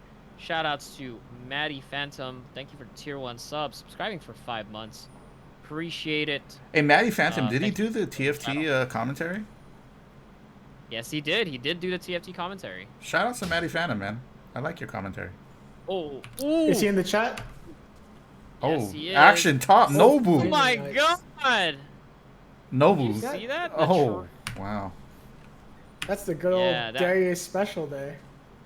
That is the good old Darius special, but it's gonna be a 1-for-1, and Nobu does get the wave. He's gonna be able to chill, and even though Flaming Knight does get first blood, quite honestly, the wave is in Nobu's favor. However, he's gonna be trying to set up this freeze right here. That's a lot of minions that Flaming Knights is gonna be missing out on. But he proved his dominance and forced Riven to use the teleport already. Ghost is on a significantly shorter cooldown, and that's the Chad solo queue Darius special. You know, Ghost Flash, you kill him at level 2. You've seen it a million times before. The Darius either pops off or just ints the entire game. And I have a feeling that this Darius is just gonna raffle stomp the Riven, or at least int into her so hard that he eventually wins, because you can't brute force wins with Darius. Strong 1v1 champion. Pretty much. Yeah, that's as we are seeing right now, he's putting on the pressure. He's trying to push in that wave. Nobu gonna be losing his bone plating. Very exciting to see a more bloodier type of top lane. Uh-oh! That's a lot of damage that Nobu is gonna be taking. That's something that you really don't want happening for you. Yeah, let's not forget. Darius, Garen, and all those the classic top laners. You must be this tall to top lane, baby. And I guess Nobu, you don't reach the height requirement right now, because good old Darius, man. Oh no, Bad Emotions is coming top. This is gonna be a dive here if Flaming gets to push this wave in, but Riven does see it. So she'll be backing off. Bad Emotions also backing off the gank. Exactly. Just putting a lot of pressure on Nobu here. He had to actually utilize all of his potions this time around. And Quanlet actually going for a roam. Gonna be crossing through the mid lane. A lot of pinging of questions. Wondering where Quanlet is. And I think that Quanlet really going across the map. This might be a dive here. Uh-oh, that's not something you want to deal with right now. Nobu getting really low. Quan Let. That's Will not he find Quan it? that I see. Will he find Oh, it? what is He this? found No! it. Oh, He oh my god. He literally just walked up and uppercut. Predator uppercut. So much Demoglios. Damn. And that Darius was pushes a insane. wave into and gets the tower plating as well. Right. As unfortunately that's just they kind of let that go quite free as Ad Messel has been farming from range by just using his Qs. Not much is gonna be going out of that. It is going to be Infernal Drake this time around. Uh-oh, there's a knock-up. Ad Missile is gonna be getting out though. Nice satchel. Very good positioning for the satchel to burst him out of there. Yeah, Ziggs is one of those champs that can continue to clear the wave safely while Blitzcrank goes on those roams. So pretty good setup there on the side of Bumble. Right. As quite honestly, there has not really been much jungle intervention. I think both junglers have been just chilling, farming, not being able to see much opportunity. But on the bot side, they did have a lot of priority, and they're gonna get the Scrying Bloom off. Pumpkin's gonna be able to see that they are going for the Infernal Drake earlier around. Jumps right in, also roaming towards that area as everybody's kind of hovering, doing their own thing. We might see a pull. There's a pull. As wait a second, the final spark coming out. Aurora taking him out. The Ziggs got killed by the dragon. Oh, bad he did. emotions in a bad spot. Aurora picking up that kill. Exhaust coming down on, jumps right in. Quadlet. Oh, he punched the Lucian and sent that blast cone, and Aurora going huge with the triple kill. That's a free dragon and a free Rift Scuttle. Well, that was pretty messy there. Honestly, pretty good aim for firing the final spark by General. As if you do notice, they did pick up all the assists there. 4 assists with the final spark. And they're going to be taking the dragon. That's 4 kills. That's crazy. And if you notice, the Lux also went a Spell Thief's mid. Yikes, what Just the support item? That doesn't work. That doesn't work, yeah. I'm kind of questioning that. Does he think that he's a support? Is it really for the base like mana regen? Because there's other things that give you base mana regen. But like you know what? Ring. Hey, you know what? You know what I'm just gonna say? If it works, it works. it might be to let Pumpkins like farm middle, but you're receiving so little gold because you're farming anyway, and it doesn't generate any value. So I'm not sure what went through General's mind when picked this up, unless I'm missing something here. Can anyone in chat enlighten me as to why the heckity heck Lux would ever build that? Oh, wait a second, but before we do that, Ad Missile is gonna be getting low. The culling is gonna be going out Subliminal with a good block. Oh, and the double tap by Aurora. They're dominating bot lane. That was my ADC before, back in our glory days of winning tournaments together, and Aurora always been pretty clean with it on the Lucian. Very well played from the bot lane. Right. As we're gonna see also the TP, but the TP is actually a bad play. And Missile, more like we're gonna be missing you. And Pumpkins, wait a second, in the top lane, there's a bit of a fight here. Flaming Knight! The Dunkerino! The dunking! Oh my god. Wow.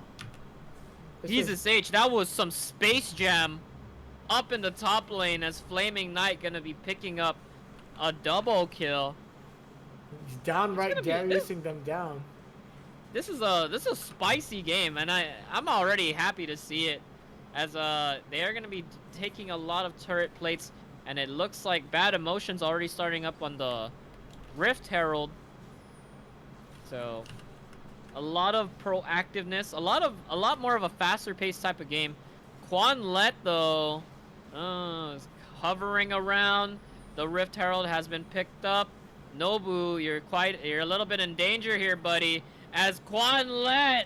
Oh, Good the flash. flash though. Good Ooh, flash. good flash. This is getting really dangerous because if Flaming Knights gets 2 ahead, he's going to start just going straight for the backline and eat Lux and Lucian alive if they don't have flashes. Because that's all Darius does after a while is kill the squishies as hard as he can. Riven isn't exactly a tanky champion that could like delay Darius from getting in for very long either, especially if he has Ghost up. So Yep. yeah, with 3 kills under his belt and an assist, he should be getting quite scary soon. Yeah, However, but Aurora with if- 5. Will he be able Five. to melt the Darius before he approaches him? With all I this mean, gold? he is carrying the exhaust, and that could prove to be quite useful as well. As Aurora Oh, though. too aggressive. Oh, Yeah, that gets a cancelled. little bit too aggressive. Oh, the bomb, diggity. Oh, that's a lot of damage. And bad emotions. It's gonna be a bad time. Give him the shield Subliminal. option! No, Oh, subliminal. Wait Oh, a minute. the final spark. Oh, What General! are you doing? Flash through? Interesting, okay. Right. Uh-oh, Here bad comes emotions. bad It's looking like a bad emotions. time. There's the grand entrance. Oh, Falcon's Quanleg forced to also going flash for the as well. Yikes. Everybody just going out here. So And, Literal my just bad, got it is- submitted though. He got ground food to the ground. Uh-oh. Oh no, Godkins. Godkins. That's not the The angle. Godkins. Oh, he That uses isn't the Smite to angle. survive. Just a little longer. You can't kill the Godkins, baby. Dude. What a good wow. Quanlet really overstaying their welcome though. However, Are they? going for Or are trying to they go for a baiting it cheeky out? play. Maybe. Dude, they got some kind Honestly, of plan hatching. I'm really liking the pace of this game because it's a lot more faster, a lot more bloodier, and that's the action that I want to see. As Flaming Knights really pushing in that wave, really Oh, getting scary nice. here against Nobu. Look at the damage. That's 4 autos. What? Yeah. Gosh. As soon as Flaming Knights flashes up, I think this Riven dies here. He's just waiting for him to mess up.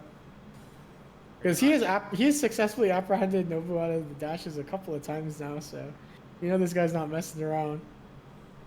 Seems to be And also- really strong. And also bad emotions in the top side. He does have the Rift Herald, and look at that turret. It's literally just 1 hit off once they summon the Rift. Nobu's gonna have to get out of here, get out of town. It's gonna go down. Nobu, you're Dunk. getting dunked on. It appears that they are gonna be taking the dragon. Oh, It's a Hextech they actually dragon. got Hextech. Wow. So 5 ability haste, 5 attack speed per stack. Not sure how much that's gonna be quite beneficial for them, but you know what? Bonus stats is always good, right? Bonus stats is always good.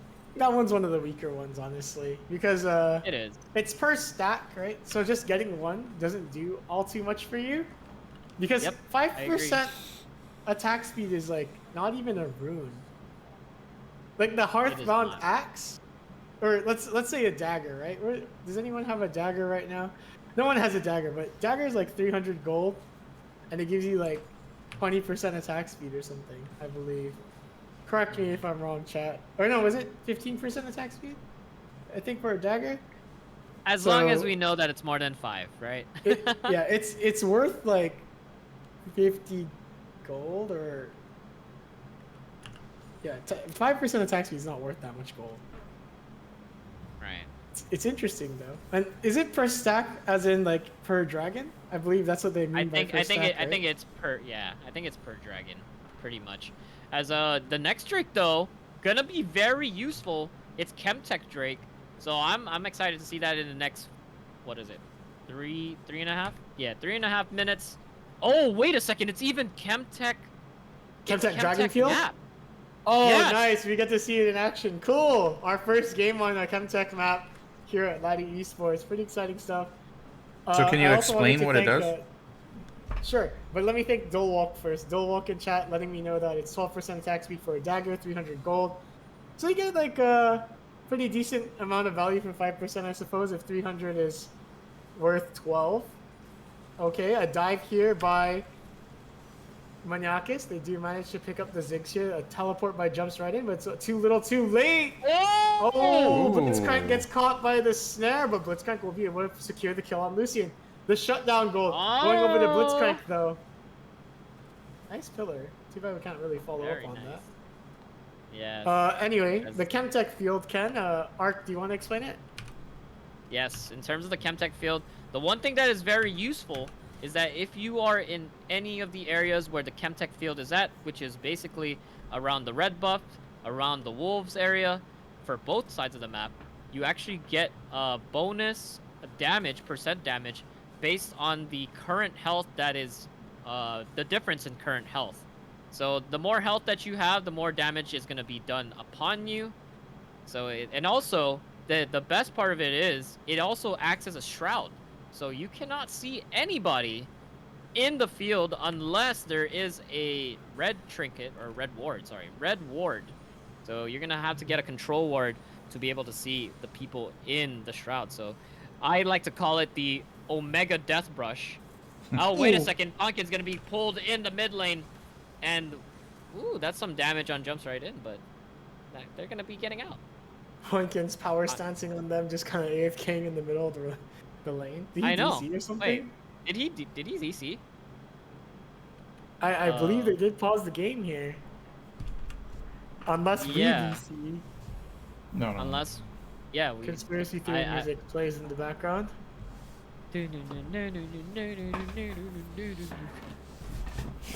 Wait. Okay. Okay. Is it working for you guys? Because it has paused for me. It has paused for me as well, so it looks like this game has just stopped. Don't tell me it crashed. I'm getting absolutely nothing. Wait a second. Yep, nothing. I got nothing, buddy. I like how you gave us hope with the wait a second, and then you just dashed it away. Wait a second, something cool's happening. Never mind. I guess we'll just do a quick sponsor shout out while we wait. Ken, take it away. Sure. Yeah. Thank you to our sponsors, Heavy Hitters, Guam Windward Memorial, and the Guam Army National Guard, for all their support in 2021, and hopefully we continue that with more events in 2022. I'm still just trying to see what's going on with the current game right now, but I'll get those details to you in a bit. But while we wait, why don't we play a commercial from the Guam Army National Guard really quickly. A rogue virus. No jobs. Sky-high tuition debt. Life is trying to put our generation on the sidelines. But we refuse to just sit back and watch it pass us by. Instead, watch us fly ahead. Watch us overcome anything. Watch us rise. Watch us change our world. Watch us become the next greatest generation. So it looks like it is paused. Yeah. I did get the pause already, like, it did activate on our end. So if the team wants to continue, or if the team is they're able back. to The continue. action is back. Okay. So it was just a pause champ. It was a pause champ. It's a bit of a pause champ here. Oh, if you fast Yeah. forward, the game is back on. So. Yep, I had to fast forward. So. Okay, let me do that. Yep, as it does appear that General did get slain though, did get picked up. I think that's something that we missed out on, and it looks like the second Rift Herald is going to be going to Bumbas. Yeah, They've pretty been pretty proactive, as that's the second Rift Herald. However, we still do have Aurora with 6 kills, very strong, and at the same time we do have the Chemtech Drake going to be spawning quite soon in about 30 seconds. It appears that team Maniakis is going to be ready to handle this. However, it might be only just 4 of them, because we do see General in the top lane. The TP is going to be coming out from Admisil. And the Rift Herald, the ultimatum play. In a Oh! lot of trouble here. Exhaust goes down on bad emotions, but Darius splashing in, going to be slaying Aurora. That's a big part of their damage going down. Bad emotions, nice juke. Juking the General here, but no, General will be catching him out. Here comes Galio from the Skies Heroic, enters 3-man taunt on top of that. Flaming Knights trying to take down the tower before he starts this fight once more. Looks like Bumble will be choosing to back off here. They could pick up the dragon. Will they do so? Oh, the Chemtech dragon removes that bush there. Oh, it kills all the bushes in the area because the chemicals from the Chemtech kills nature. Oh, Yeah. that's another dragon that ruins Rengar's day. Why are they nerfing Rengar like this? That's so crazy. Imagine. Like, Infernal Dragon ruins Rengar's life, and now Chemtech Dragon ruins it even more? Look what they've done to my boy. Sad kitty indeed. Sad kitty indeed. Sad kitty, dude. Yep. They forget how powerful. And Nidalee won't get her passive either, you know? It's kind of messed up, right? Kind of, Oh, no! Oh, Subliminal Oh. gets caught with his Subliminal. pants down. What the- Did you see he jumps right in? He's stuck with that between that pillar. He couldn't get What the out. heck? Yeah, but it is gonna be a dragon for them. Chemtech Drake gonna be going to the side of Team Bumbas. And honestly, that's a huge Drake to take on their side because on top of the Shroud, it also is a part of the dragon. You do get 5% increased damage against enemies with more current health than you. So it's kind of the same effect as the Shroud field or the Chemtech field if you are in there as well. So honestly, that's huge on them. They're going to be able to shred through Ponkins. Mystery Bob. And it's not like Ponkins is building like super tank or anything. He's got a Divine Sunday Yep. as his item, so he's not quite very tanky yet. And neither is anyone on the side of Bumba, to be honest with you. Darius does have a little bit of pseudo tankiness through his Stark's Gauge, and so does Xin Zhao through his Gore Drinker and his soon-to-be Stark Gauge as well. So they're going to be healing a lot and having a lot of shields, but not necessarily tanky. They're more like beefy than tanky, right? The beefy boys, dude. The Beefy boys. Yep. As we do also see, though, that most mythics have come online. The only one without a mythic is actually going to be General. General's actually going to be lacking a mythic. And also, wait a second, we see even Shroud coming out from Quanlet. As now it kind of makes sense how Rakan just gets bursted down a little bit more faster. I know he did get targeted by all 5 members of Team Bumba, but maybe that did contribute to his health just disappearing.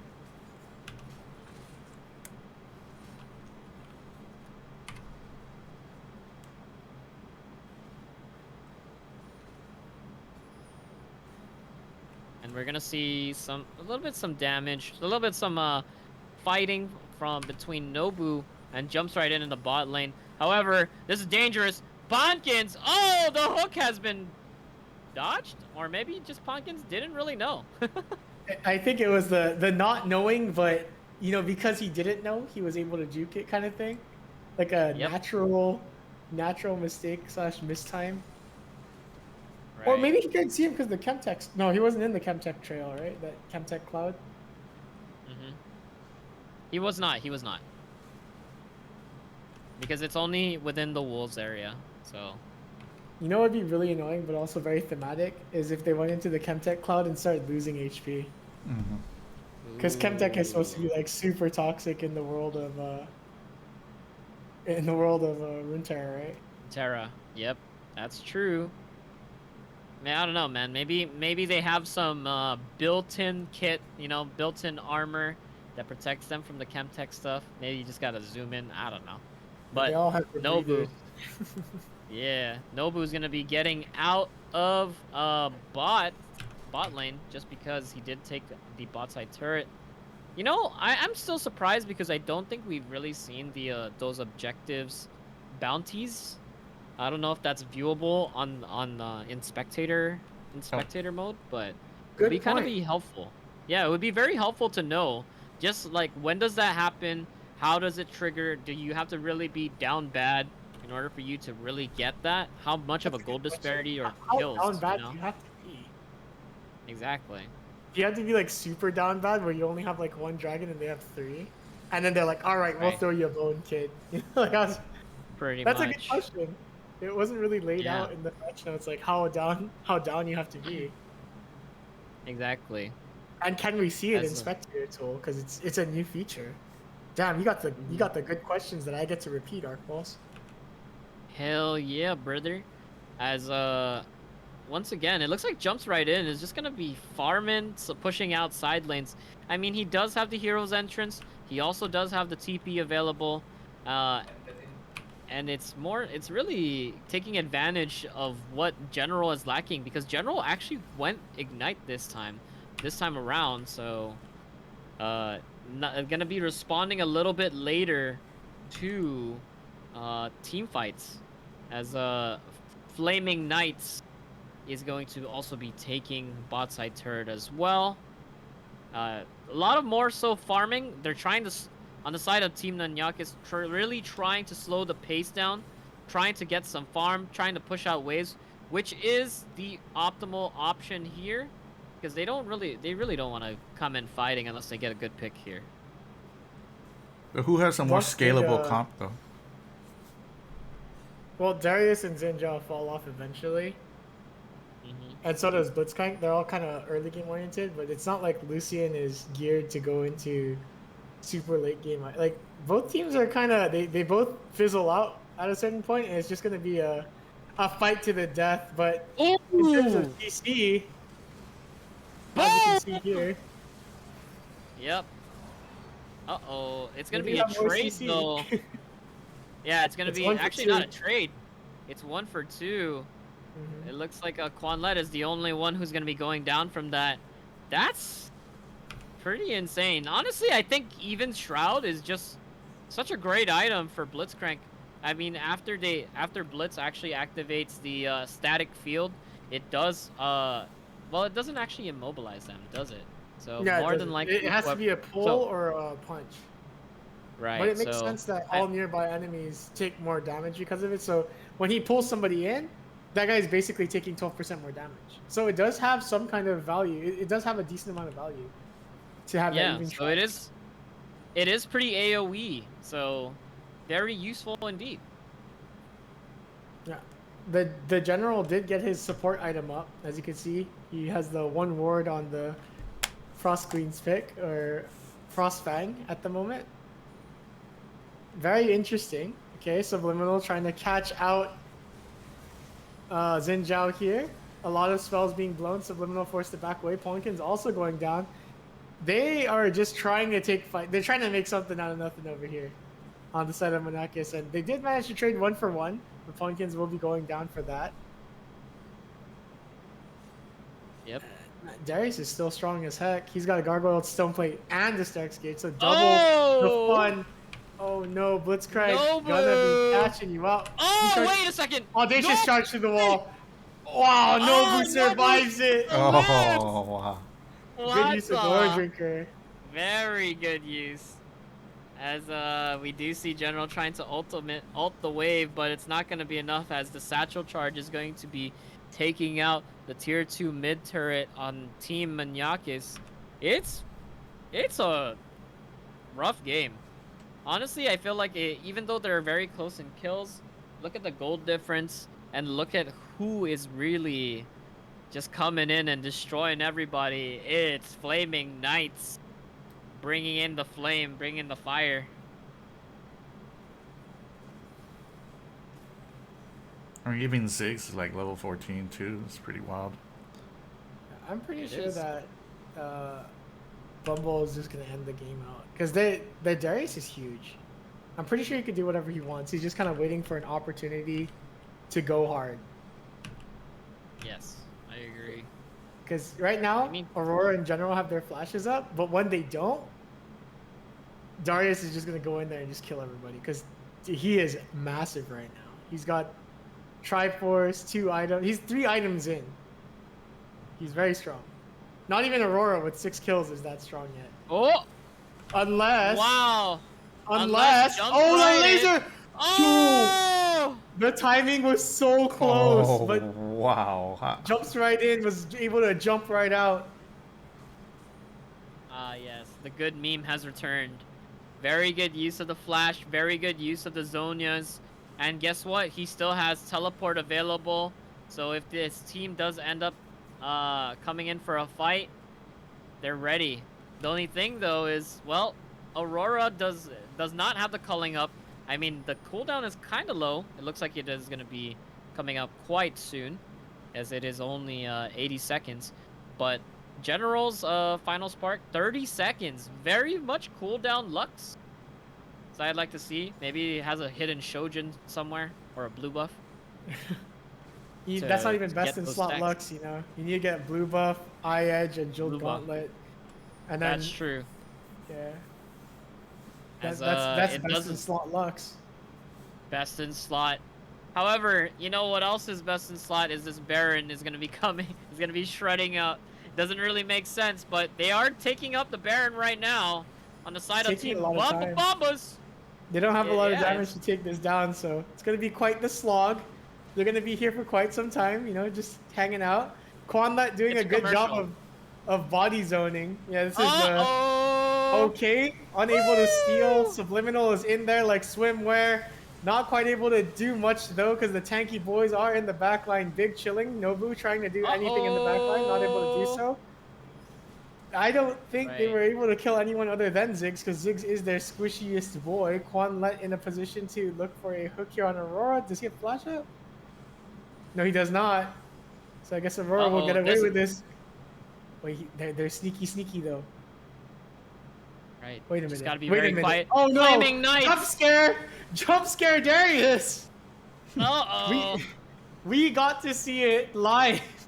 Oh god. The moment Oh when you're running through the fog and you're like, oh yeah, I got away from him. And then out of nowhere, Darius. Invisible just like you. That's hilarious. It's really rough out here, man. This time around, it looks like Team Maniakis gonna get bumbled. So we do have they do have the Baron.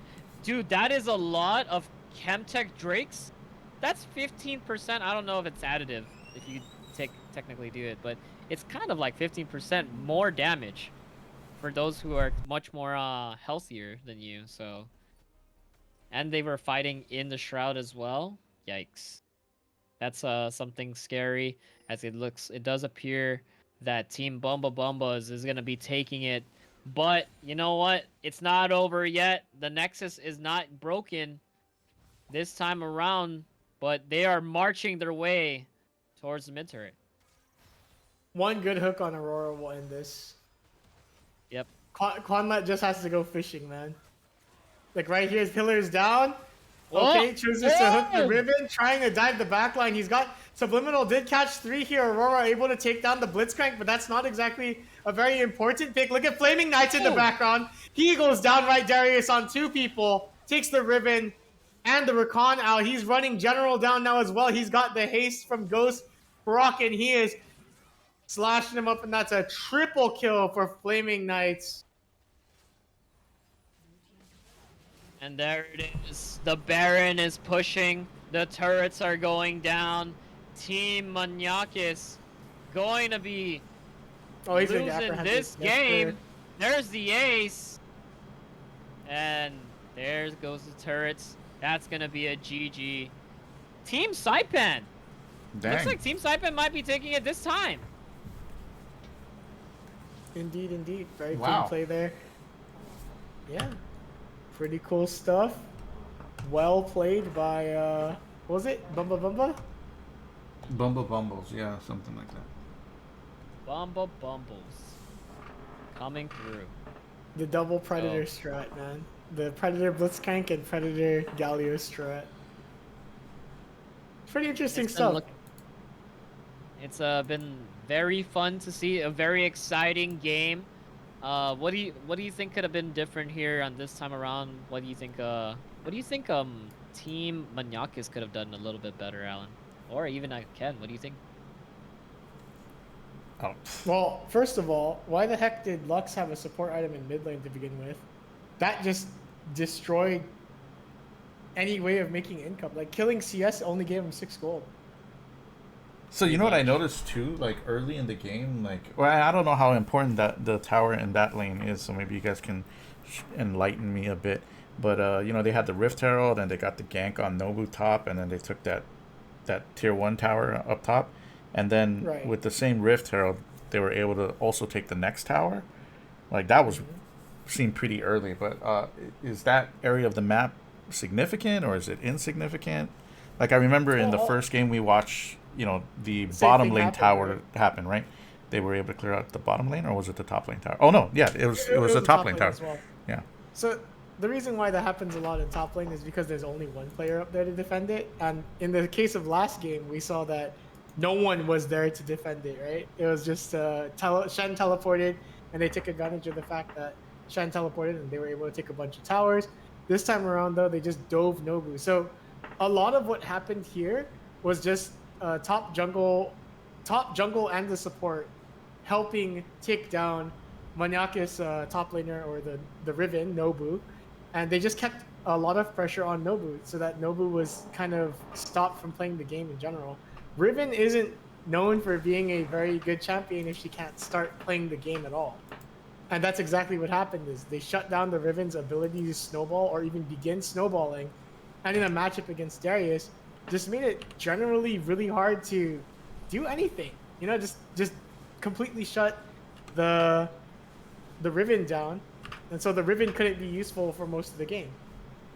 It was a good strategy coming out. And also the picks were very odd and the builds were very odd on the side of Maniakis, where like Lux is a very bad champion to play in competitive for the most part. It's a solo QE pick, as we were discussing earlier, and Riven is also kind of solo QE.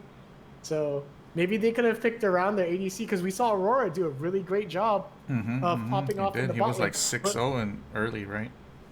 Yeah, but look what happened. There's no one to protect him. Riven can't really peel in the backline unless she's intending to do so.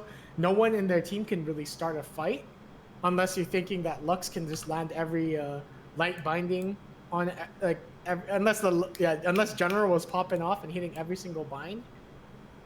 And even at that, it wouldn't be enough. They didn't have anyone to start the fight. An Ornn would have been a lot better for top lane, because, you know, I like, not just because I like Ornn, but because you could just play a tank, play weak side, stay alive, and let Aurora carry you. Let the ADC carry, because he seemed like the star of the show this time around. And if you have an ADC that can pop off that much, you need to enable him. So another control mage like Veigar that could stop Xin Zhao and Darius from coming in could also be a thing. You know, there's a lot of options they could have taken to perhaps combo up a little bit better. Maybe J4 to stop Darius and Xin Zhao from running in again. Xin Zhao does have Audacious Charge, but if you put him in the Cataclysm, he's forced to either use it or flash. And same with Darius. He can't get through it, so you're forced to use it or flash. There's a lot of things they could have done differently in terms of draft there. Well, currently we are waiting for the game between the Triton UOG Triton Esports versus On That Beat. I'm actually just On That Beat. in that game right now, spectating it on the delay. If you guys want to check it out, but it's I think it's paused already right now. in it as well. They are in a pause at this time around. Let's go take a little bit of an overview of what we have missed out on. It does appear that Jome is going to be very strong. Like I mean, he's like 3-0 right now, doing his best as he always is. And also as well, Toxic Wood Player getting 3 kills as well, having 3 kills as well, very strong as well, going into the game. As I believe the pause has ended a while back. I guess I had to recontinue that. Yikes! Looks like the client is scuffed, ladies and gentlemen. As client has always been scuffed, but it is much more scuffed this time around for spectators. New client. New season. Client still scuffed. Nothing has changed. Yeah, it's the tradition, dude. It's the tradition.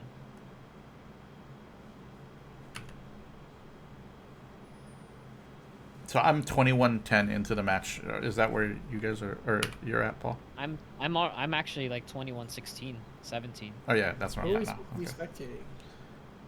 We are spectating. I'm UOG expecting Triton Joe, Esports? Joe May or Yeah. yours. Oh yeah, Yep. I'll spectate yours. Yep. As the soft cookie going down at the top lane, 3-man gank there. Yeah. Good roll by Navi. It's very. I'm liking that this is the UOG roster. Oh, Juju gonna be able to get out of that. He has a lot of tenacity. I don't even know how. Actually, the Merc Treads really. That's some huge tenacity. Merc Treads really saving his life there as he was able to dash out very quickly. As Crimson Comet trying to clear out the wave in bot side. And we do have. Let me go see the objective timers this time around. We do have about a minute left until the dragon is going to be spawning. It is Hextech map. So we get to see the new dragon. Yep. Oh, Pog.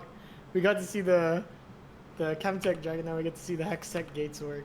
Well, what's the last one that we're missing? These are the only two. So these are the new ones. Yeah, you see those portals on the map? Like inside the base, there's like a little tombstone, and it has a gate on it. Yep. Yeah. And they can go. There's like a blue dotted line on the mini map. Ah, yes. Yeah, they could fly to that side of the map. I'm kind of actually excited to see what happens here. I think I'm at live. Yeah, I'm at live, and I just saw Maui use it with Volibear. He went through one of the gates. That was pretty fun to watch. Went through the going through the gates, breaching the gates, as he is the burr. He is the Volibear. Yeah, so it's not really like an instant thing like Bard portals. It's more like you gotta hold it down, Charlie Brown kind of move. Yep, I agree. Okay. As we do see the Hextech Drake coming around, they do have priority on the side of UOG, as they are going to be starting at Crimson Comet, going to be already firing the final spark, which I believe just doesn't matter. Oh, the soft cookie! Like 40 seconds. Just walking up for free here. Suplex into the backline. RKO out of nowhere. Navi might go down to Juju. Yes, indeed. He's going to vape Nash into the backline here. Wait, he didn't even vape. Oh, he dead. And he didn't even Nash. Wait a minute. Jomi Can't Grill also low. Skyla. Wait, Crimson Comet. Best. Cookie. Crimson Comet going down. Soft Cookie in the back. Yours is going really low. It's going to be a wipeout. It's going to be an ace. And it's going to go to the side of on that beat, taking the ace. However, taking the dragon is going to be UOG, as like we always say, UOG loves their dragons. UOG rides or dies for their dragon, and in this situation, they did die for that dragon. The soft cookie kind of got to walk up for free there. Deluxe missed the binding, and he just got to roll up, RKO the Leona, or whoever the heck he picked up, into the entire group. Pretty lit, pretty lit. The one thing I'm gonna actually comment on that is very, very off topic. If you notice, they actually also changed the way how turrets look. It's resembling the Hextech gates in the show Arcane. If you haven't watched Arcane, it's on Netflix. Very great show, League of Legends related. So, very fun stuff. I'm trying to get my uncle to watch it because he's not really a League of Legends player, but he watches me play, or he watches me cast these games. So I was like, hey, you should check out Arcane. It's like the new Netflix show. Wait, how many episodes are out right now? Are there 9 episodes? I believe 9. Okay. Yeah. It's 9 right now, and I think that's it. That's the end of the first season. Oh, really? Oh actually. My gosh. Wait, did you watch all 9, Paul? Arc Pulse? I did not watch all 9. Oh, okay. No. I've only watched 6. But, so because I think the new act dropped today, so that's like the new right there. So. So we're gonna know who the guy with the mask is, right? I know. Chat, don't ruin it. Don't ruin it, chat. You shouldn't have said anything. I know. I'm not even gonna look at the chat anymore. I'm sorry, guys. I know, Dre. I know you're simping for Dunna right now with no chat right now. Oh Don't man, look at it. I can't. I can't. Also, that I word's can't. a no word on Twitch now. Is it really? The S word, yeah. What? Wow. Only if you use it in a derogatory. Derogatory way, yeah. Yep. So- So you can still use it, Y- just you not in know- a very derogatory way. In this Okay. day and age, man, everyone's just too sensitive. That is But you know, crazy. I grew up with Xbox Live. I By the know. time I was know. That's 13, what I'm saying. I was called every bad word under the sun. My skin is not just thick, it's made of iron. And everyone's just a soft, squishy little feelings person now. Wow. And when my grandpa was growing up, he had to punch everyone in the face. So, you know, it's just a different time and day. It is different. where It is everyone's just definitely different. a crybaby and can't get over themselves with their emotions. My emotions! That's all I think. Everyone's just so weak. Alright. We're gamers. Alright. Oh, what is going on here? Oh. Yeah. There Vape it Nation is. here. Jomi can't grow. 1v4 situation. Burst down Crimson Comet instantly. Joe. He was gonna get Wow. killed anyway. So I see why he did that, but unfortunately he does lose a bunch of Magi stacks. Yep. I don't think that was worth at all on this for Jome getting that kill. However, you know who's knocking on their base's door is gonna be the Soft Cookie, who's gonna be taking bot side turret. And wait a second, did I just see 600 gold from that turret? Oh, got that's the 600 catch-up gold right there. Yo, I hate catch-up gold. Why are we holding people's hands even on... Okay, Ken, you're a Dota player, right? What happens when you get behind in Dota? You just get more screwed, right? Normally? Yeah. I mean, but if you kill It's like like, a damn, carry, that like, guy's you know, fed. you can get the bounty gold. Or like, you know, the... What do you guys call it here? Shutdown gold? Like, yeah. Yeah, shut down or bounty gold. But that's on players, right? Yeah. I feel like League of Legends is hand-holding super hard because now if your team is losing collectively in terms of objectives, they Uh-huh. hold your hand and they're like, it's okay. Here's Wait, a so did he get consolation bonus prize gold of for- bounty gold." Yeah, for killing a tower. I'm surprised that he got the gold because Wait, are they honestly, behind? on the side? They're not behind. The thing is, on that beat is not behind, but I did see 600 gold come out of that one turret in tier 2. Are they behind in Pretty terms crazy. of objectives? Yeah, they're behind in terms of dragons and towers, or were until they broke that one. Maybe it's don't know. objective It based. Wow, was in that's the actually it was crazy. in the patch notes. You have to be like X amount of behind or something. Let me just check them real quick. Well, they're up Okay. 4K. And... However, we are still seeing a little bit of hovering around. It is going to be on that beat, having priority over the Drake. Oh, Crimson Comet, you're in the wrong place at the wrong time. The shield is not going to save you. As whoa, final spark, but it's not going to happen. Oh wait, there's two fights going on. Ooh, there's the Humongous RKO, RKO. Soft Cookie, Maui trying to save his life, and he's going to get dove upon. Isak. Oh no. It's Toxic Void Ice player Player gonna be fights. taking out yours, and Isak And picks up one of the kills. Isak However, gonna take one He's kill out of that entire fight. It's gonna be another ace, and it's gonna be a Drake going 2 on that beat. 2 separate fights. it was a crazy. 1-for-5 trade there. UOG into on that beat. Well played by on that beat. Yeah. They took 2 fights on different sides of the map, and they were able to win both. Very convincingly at that. Pretty much. As once again, they are taking the turrets down. I'm gonna actually kind of focus on this turret for myself. You guys can look all over the map, but I want to see how much gold they actually get from this turret. Because if they get another 600 gold, that's pretty That's crazy. insane. Yeah. Yeah. That's funny. Yeah, it's And 600 there it is, gold. another 600 gold. And What? they're so ahead in terms of total gold as well. Okay, so I just read the patch notes again. It's based on 4 factors, right? It's the XP lead, the gold lead, dragon lead, and turret lead. The only thing UOG has right now is a dragon lead. They don't have a gold lead. They don't have a turret lead. So, Well, I don't think they have the XP lead either, right? Do those Yeah, they don't turrets even have just the give XP more lead. gold now? Just those second tier turrets? Maybe they just give 600 gold now.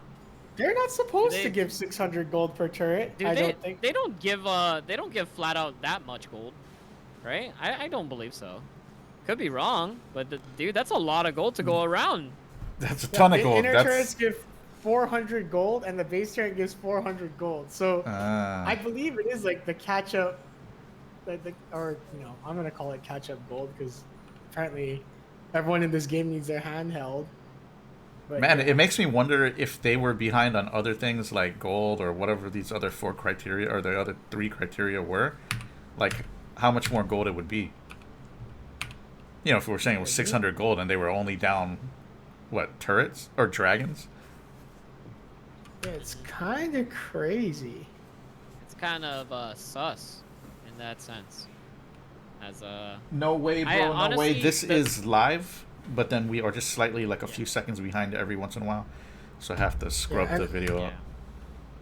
And we're live, but also we have a 3-minute delay, so that you know, Yeah. any map information they gain by stream sniping, if they are, they're not gaining anything out of it. This is like 3-minute old information through just that, and I'm pretty sure that Lottie Esports uses stream delay as well. So this Right. isn't helping them in any way, shape, or form in terms of in-game performance. So one UOG is thing about that I am 7K gonna- behind in gold. Or go ahead, Arpo. Sorry. Right. No worries. The one thing I'm really wondering, let's go see how much this Baron is going to be offering them. I mean, this is the best position for UOG to make use or obtain some catch-up gold because they are behind. I wonder if there is a huger difference in terms of taking objectives on the map. Like if UOG actually focused on trying to take down, for example, their tier 2 turrets on the side of on that beat, maybe it might be actually doubled. So I guess we just have to wait and see if they're able to even do so. But guess what? The Baron has been started on that beat, not skipping a beat, and just going right for it. Yeah, as, they do have a Lux to try to steal here. Jomi in a bad spot, but he does weasel his way out. Maui going hard in the yard. He is inside the pit and ready to spit on these guys. Yours uses his bullet time in the background. Their Toxic Wood player kind of chilling in the back. Crimson Comet using his laser will be taking out Skyla all the way in the background. Navi's still alive. Yours still alive. Juju goes in though. And will he? Okay, he's taking the soul of the Lux and he misses the singularity. Oh. If that singularity hit, yours was toast. And Juju would have won hard. But the soft cookie the whole time has been working on D gates and Jome can't through.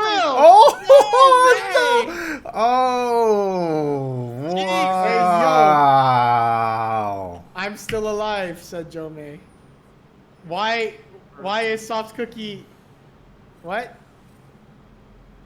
Soft cookie just Go punch the teleported towers. out of there. He wants to I take guess everything, dude.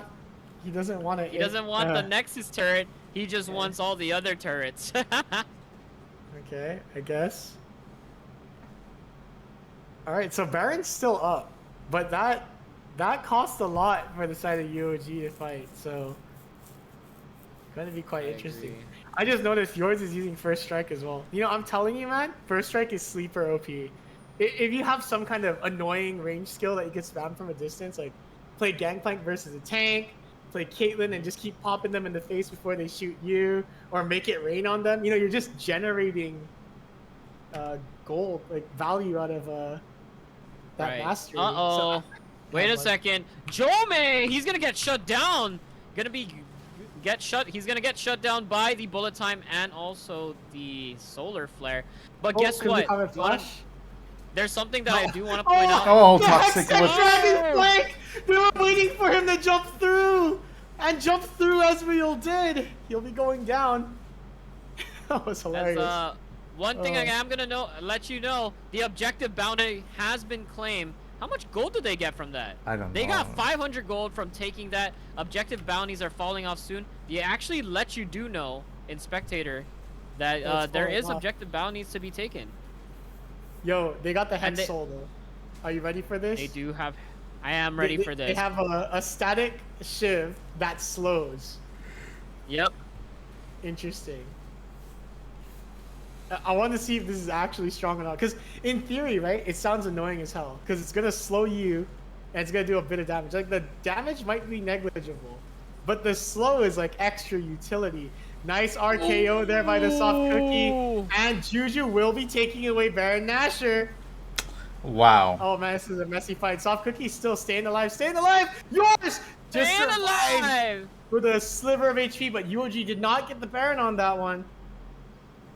So that was quite the dub for, oh my goodness, Jomi Can't Girl tried to come in and sweep them off their feet yet again. But fortunately for yours and Crimson, or yours and it's okay, they were able to get out of that. But that was real close. I wonder how huge that bounty really proves for UOG. I mean, they did get the Drake. They also did get the shutdown gold off of Jomei.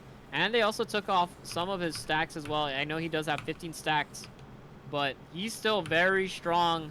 And that's something that you don't want to even fight against unless he just goes on lockdown like they have done in the past. They just gotta fight with Jomei to win. I'm pretty sure.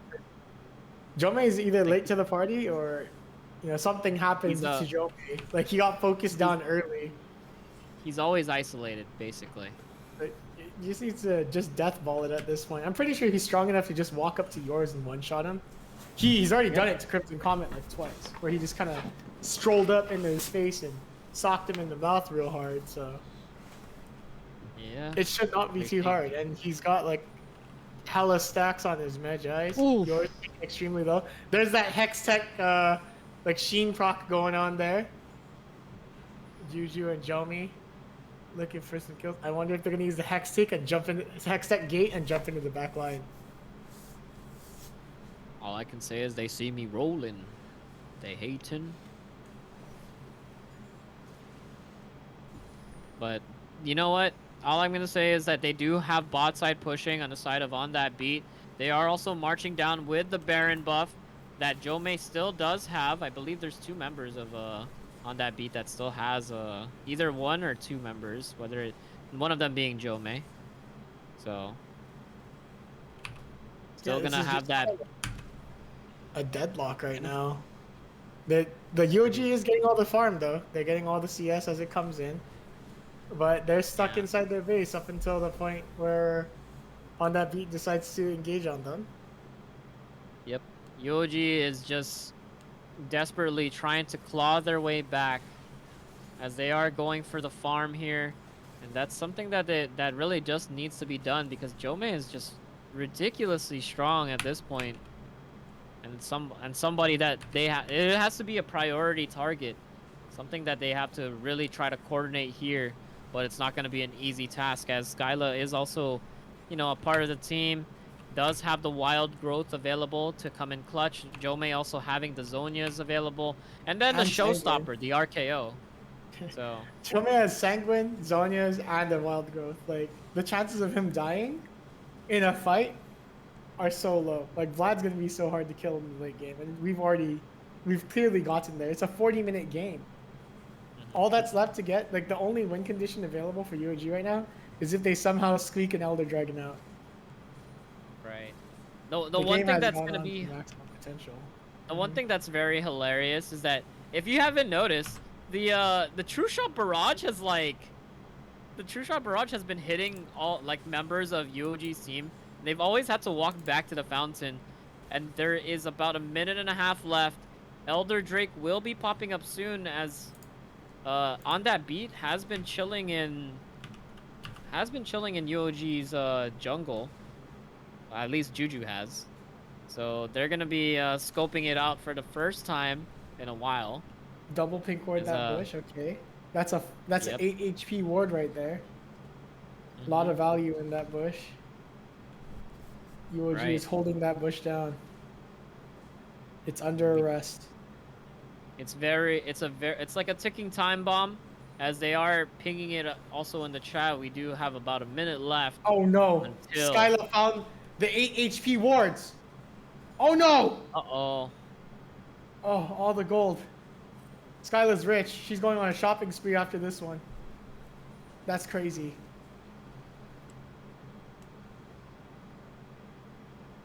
All right, UOG waiting to counter engage. Meanwhile, On That Beat, waiting for Elder Dragon to spawn. Exciting League of Legends action here as we are playing the waiting game. We are playing the waiting game. As the one thing that I am going to comment on that's actually really funny is that UOG can also make the attempt to use the Hextech gates to try and to flank them, but that's not even the move. As the soft cookie, once again, just being ignored, just split pushing, but Isok is going to be handling him. and the Elder Drake is up. Ooh, Red inhibitor has lot been of- taken lot of down, the heroes. top inhibitor. So, ooh, they are getting really chunked out as True Shot Barrage is on a 60-second cooldown. The Elder Drake has been started. Oh, The Toxic Ezreal Wood just player. goes in. Oh my Ooh! god, Jome can't grill. Deleting the Lux. Jome. Now he's on yours.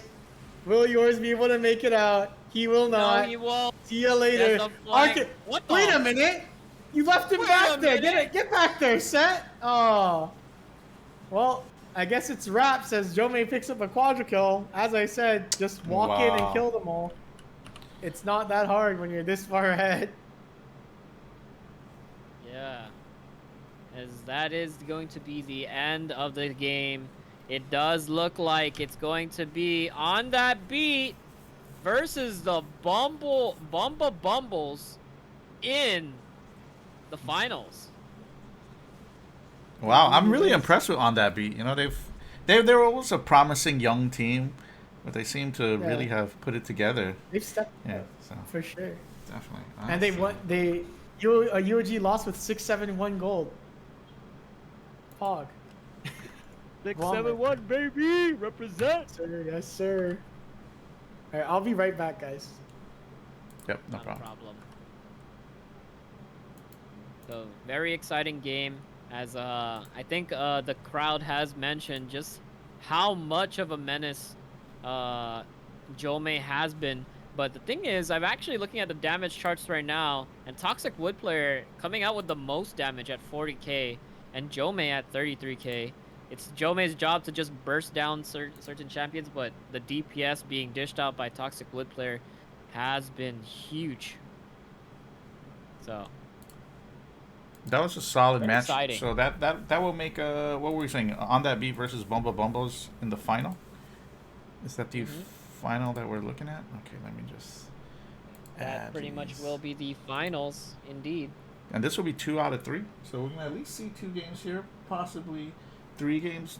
Jome going pretty wild, but like you said, you know, Toxic Wood player also putting up a great showing that match. Actually, you know, they all did pretty well. Jome doesn't usually play. Was he playing Vlad mid or was he top? No, he was Vlad mid. Oh, he was mid. Oh, okay. Yeah. Interesting. Yeah, Jome has been... Usually Jome, we do see Jome in the mid lane. That is, I believe, his primary role. And then sometimes he does flex between also ADC. So it just really depends. I know Toxic Wood player has also been in the mid lane too. He has also been... He's known for being the one who plays the Blade Brothers. Either Yasuo or Yon. But this time around, it looks like Jome is going to... Looks like Jome is going to be in the driver's seat in terms of being in the mid lane. So I'm excited. I'm really excited how they're going to perform against the Bumba Bumbles.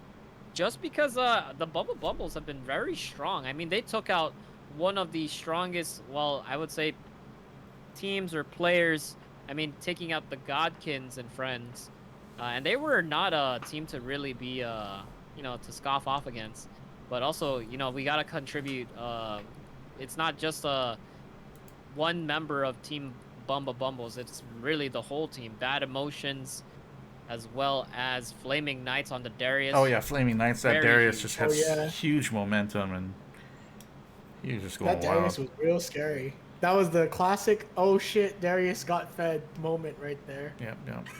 You know, there are a couple matches that haven't or will have been or will be played on the side. We have a match between the Obispos, the Bishop Baumgartner Obispos. They will be challenging Damn Lost, or what are they called? Damn Lost Gaming. Damn Lost Gaming. They'll be challenging Damn Lost Gaming, and we possibly will be having a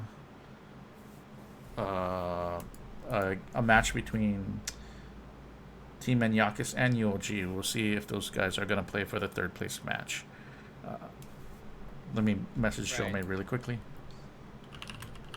Right. So as we are These getting guys that, yeah, as we are getting that underway, Admin, how about some insight from you from the last game? How'd you feel about that one? I mean, I feel like Jome and his team could have definitely won sooner if he just like made moves to do so, but they just wanted to be super safe because UOG is one of those more coordinated teams that could, if they get a good pick, like knock you out of the game. But that time, I felt like Jome was just so far ahead on the Vladimir that all he had to do was go into the backline and single combo yours or Crimson Comet and just remove them from the game, and that's exactly what happened. He just went into the backline, removed Crimson Comet immediately with the Protobelt combo, and then removed yours from the game as well. Because what's the rest of the team going to do to you? Like, Isok on Wukong isn't going to kill a Vladimir. Navi will have a difficult time stopping a Vladimir because he has, like, Zanya's and Sanguine and a Protobelt. So he has mobility and intangibility, and then Zanya's Hourglass, which is invulnerability. It's just so hard to stop him, and Maui's way too slow to stop Vlad, too. Because Vlad's also on Phase Rush. So Vlad could just walk up and kill them at any time if he had Flash, and that's exactly what happened. He was just waiting for the right moment, he found it, and he just murdered all of them in the backline, and Navi, Maui, and Isoke could not possibly kill Jome with 20 stacks on Medjai's or whatever, however many stacks he had. And I believe at the end he just swapped the Medjai's out for a Rap Cap just so he has more AP, and then he just stomped them. So he was just in a good position, honestly. And it seems like they have their way of getting to the, like, they've just been extending to the end game and winning through that. They just know how to play end game better. So what do you think about the final, the matchup between On That Beat versus the Bumba Bumbos? Like, what are some key things that need to happen? Like, what do you feel about, like, the matchup, Jome versus who was the mid player? Was it Galileo or Jumps Right In? Was he the Jumps mid? Right In? He was, right? He was the. It's kind of weird because wasn't Jumps Right In the jungler before? Because he was playing Jarvan and he would jump right in. Yeah. Yep, he was the jungler. But I guess this time around he is in mid, and he is playing Galio, who does kind of jump right in. You know what I mean? But it's like a role swap, though. It is a huge role swap, as I believe it is the jungler, Bad Emotions, who is the Masters player. So I think he just wanted to concede that to him. So not quite sure if rank really does make much of a difference in terms of roles or in what contributed it to their team. But I am very much excited to see how it's going to be panning out, because once again, it is going to be a high-level stakes game. Both teams have quite phenomenal players, and I'm looking forward to seeing how it turns out. Yeah, no, definitely, and it's nice to see new teams here in the finals. Usually, we'd see UOG or Collab Koalas in the final matchup, and today we finally see. On That Beat, the FD Kids again, and the Saipan team. We're just calling it Saipan team from now on, right? The Bumba Bumbos.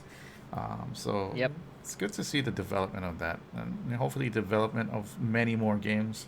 By the way, guys, December 11th and 18th, we have the final Apex Legends Tournament Series games, officially sponsored and brought to you by EA Sports. So it's a game. Yeah, check it out. If you have a team, you can sign them up at our Discord. Just do !Discord in the chat. It'll take you to our Discord channel where you can find the event registration for that event, and that's like a $500 prize pool for Apex Legends. So 2 tournaments. Check it out. The last ones were really fun. This one is a little more streamlined, and it's cross console, so you'll be able to play it on whatever platform you like. Yeah, should be cool. And we have a Dota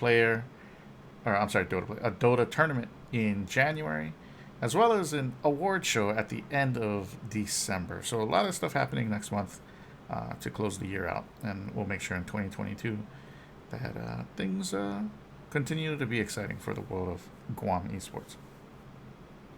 Yeah, I'm excited to see how Guam esports is going to be developing, especially in the next year.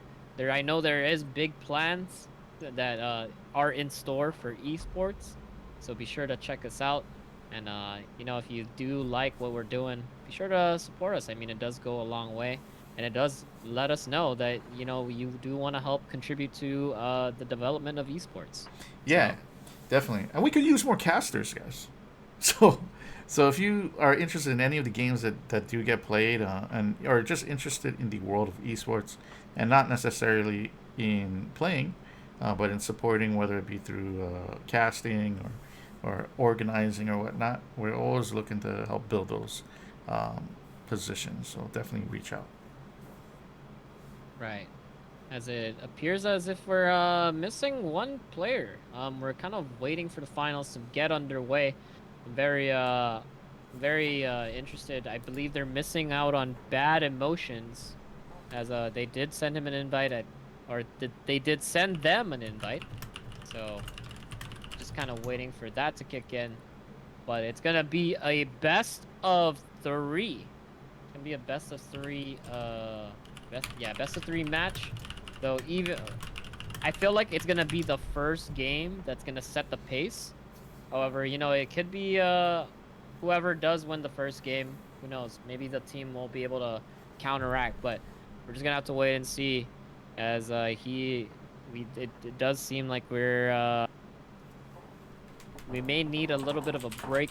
So, Ken, maybe you could take us to a sponsor. Shout out to our sponsors. Sure. The Ladder Esports is brought to you by Heavy Hitters Guam Windward Memorial and the Guam Army National Guard. Thank you for the many years of support and hopefully another year in 2022. And also to support the other organizations out there, especially the UOG Trident Esports team. UOG has really done a lot this past 2 years in terms of developing that program.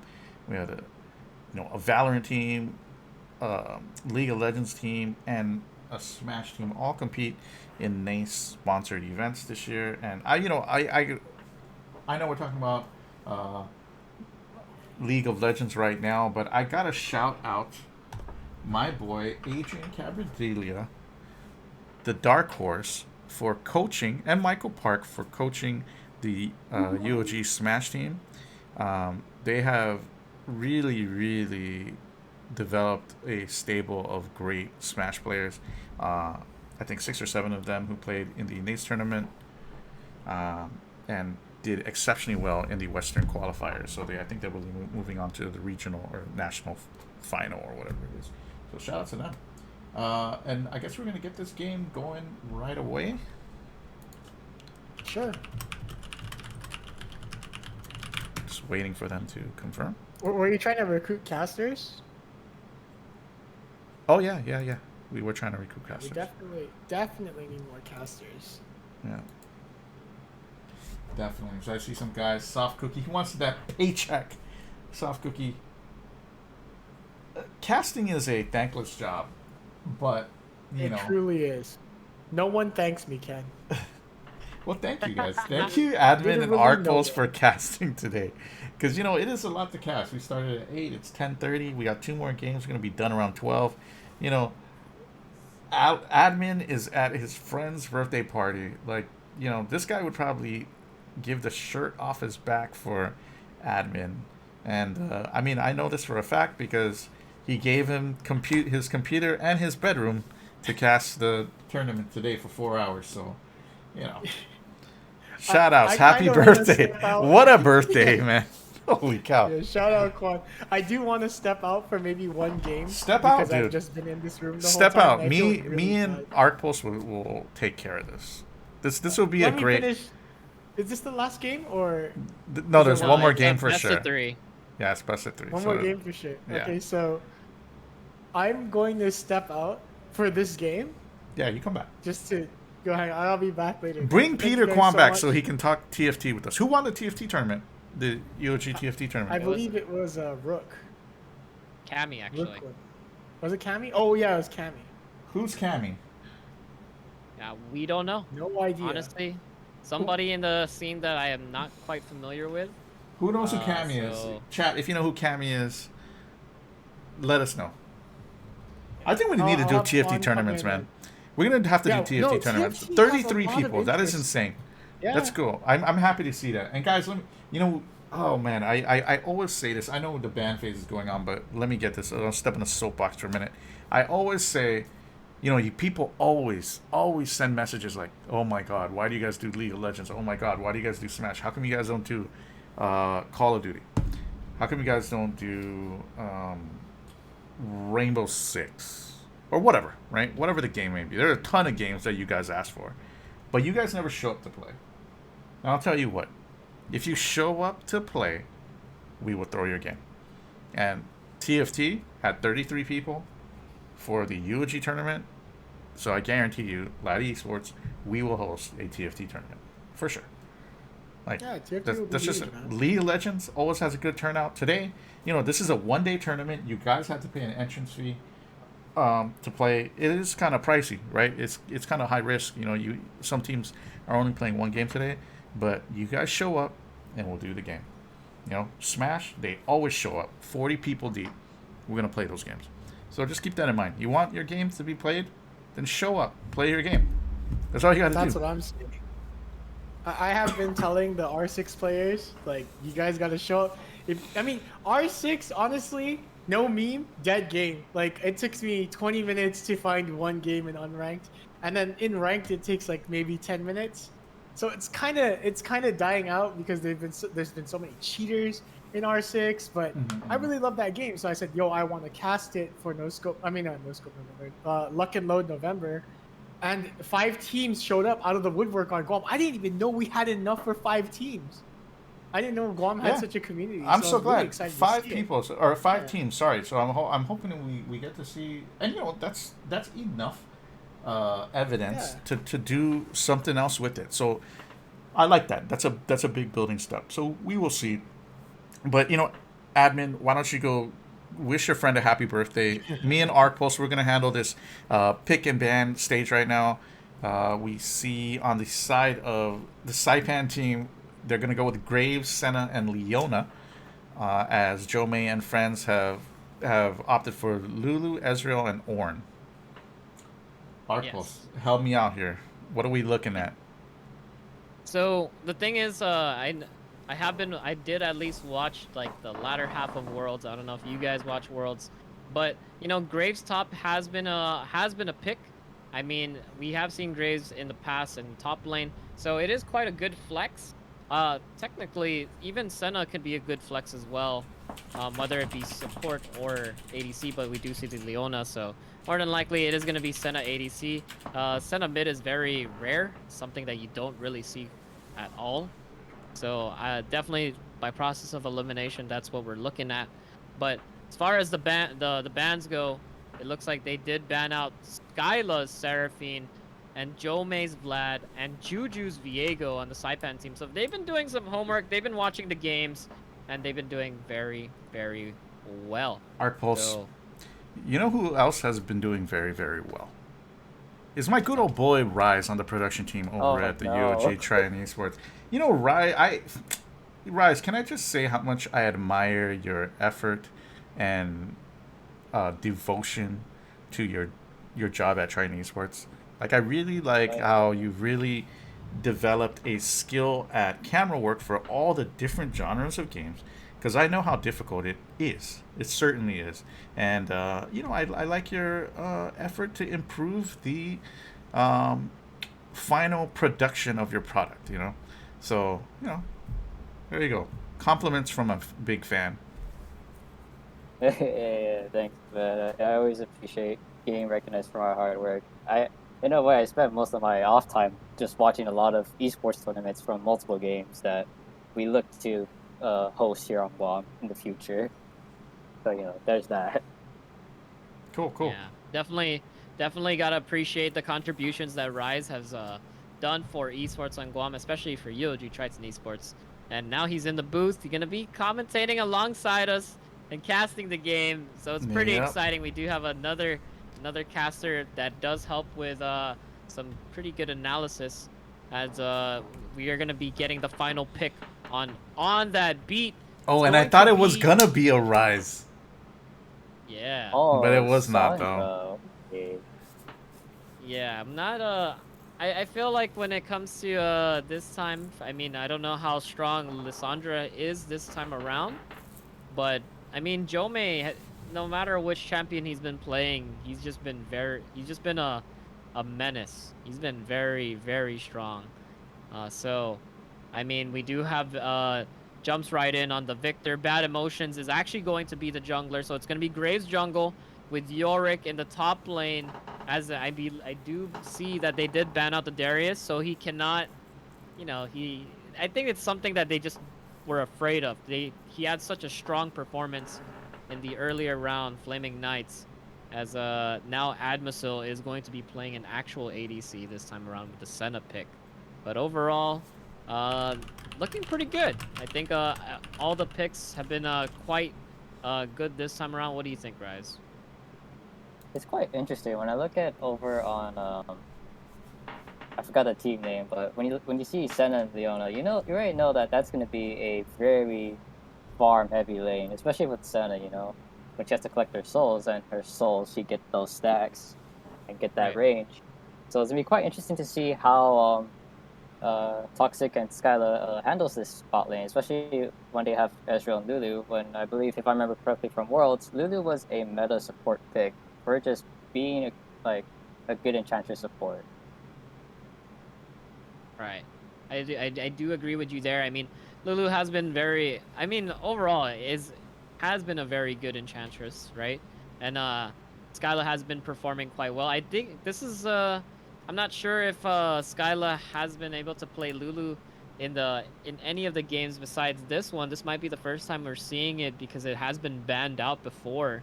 So I know that's also one of her best picks, I'd like to say.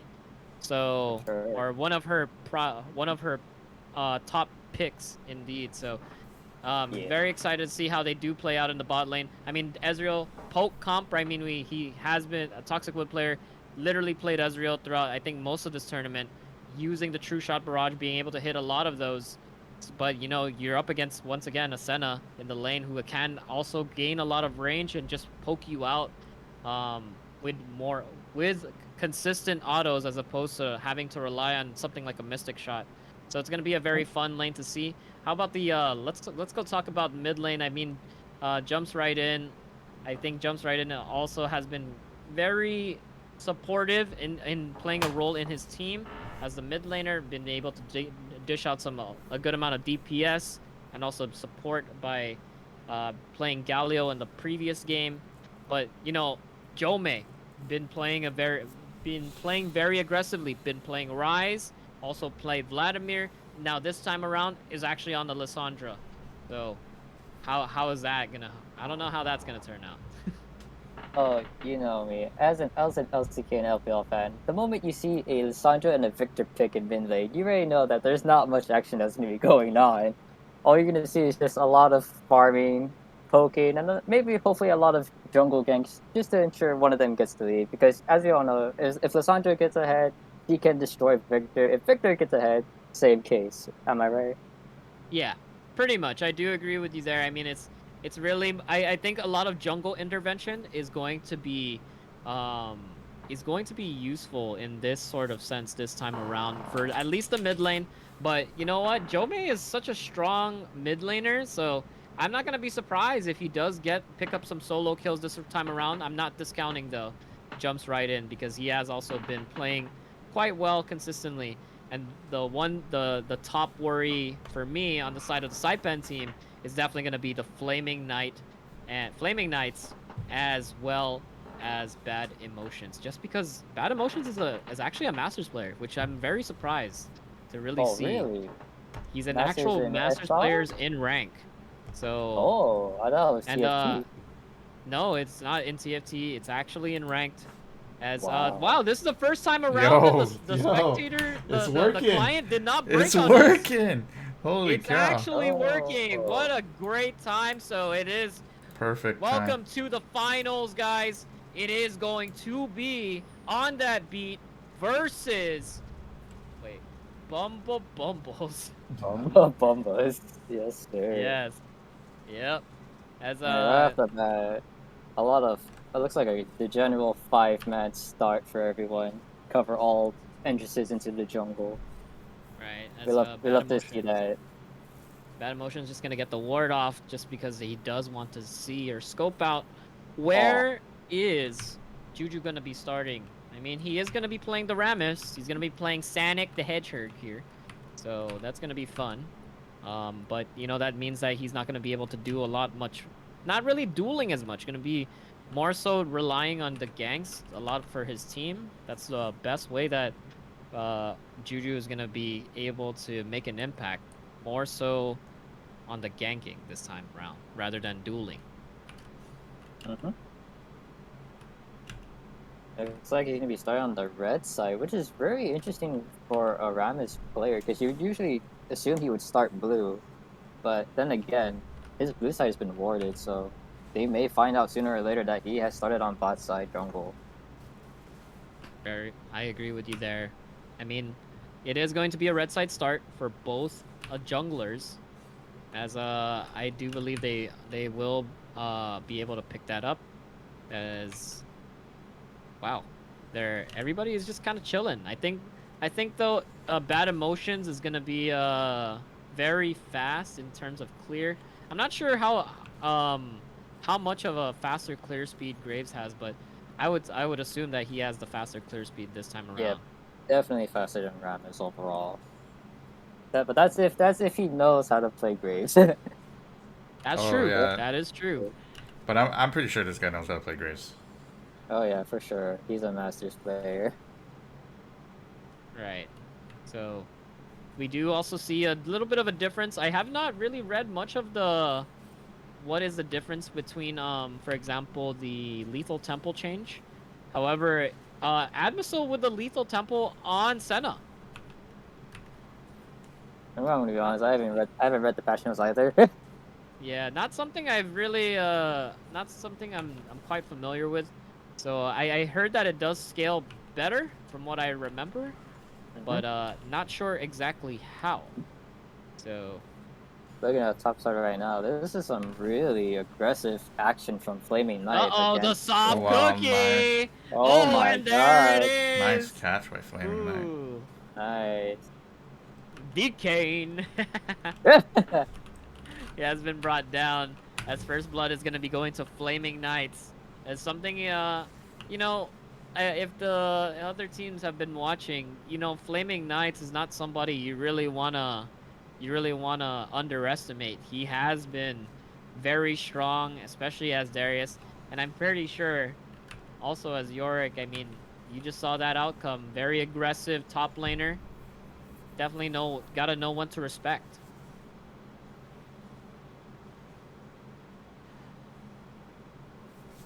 Yeah, that was really aggressive. Yeah, I mean, and Flaming Knight even. Go ahead. No, you can go. Oh, okay. Action well, on bottom. You know what? We're gonna go look at the bottom lane as we are gonna get the cleanse going off. Skyla getting really low, but Quan Lat is gonna be going down the Toxic Woodblair. There's a TP. Jomek and Grill is able to come in for some intervention. Bad Emotions is gonna be getting down bad as he's getting autoed. This time around, there's a flash. Jomei trying to get the kill, but guess what? He's getting shielded. Ooh, Skyla! Very low. They're gonna walk away. What a save. Good save. What a save.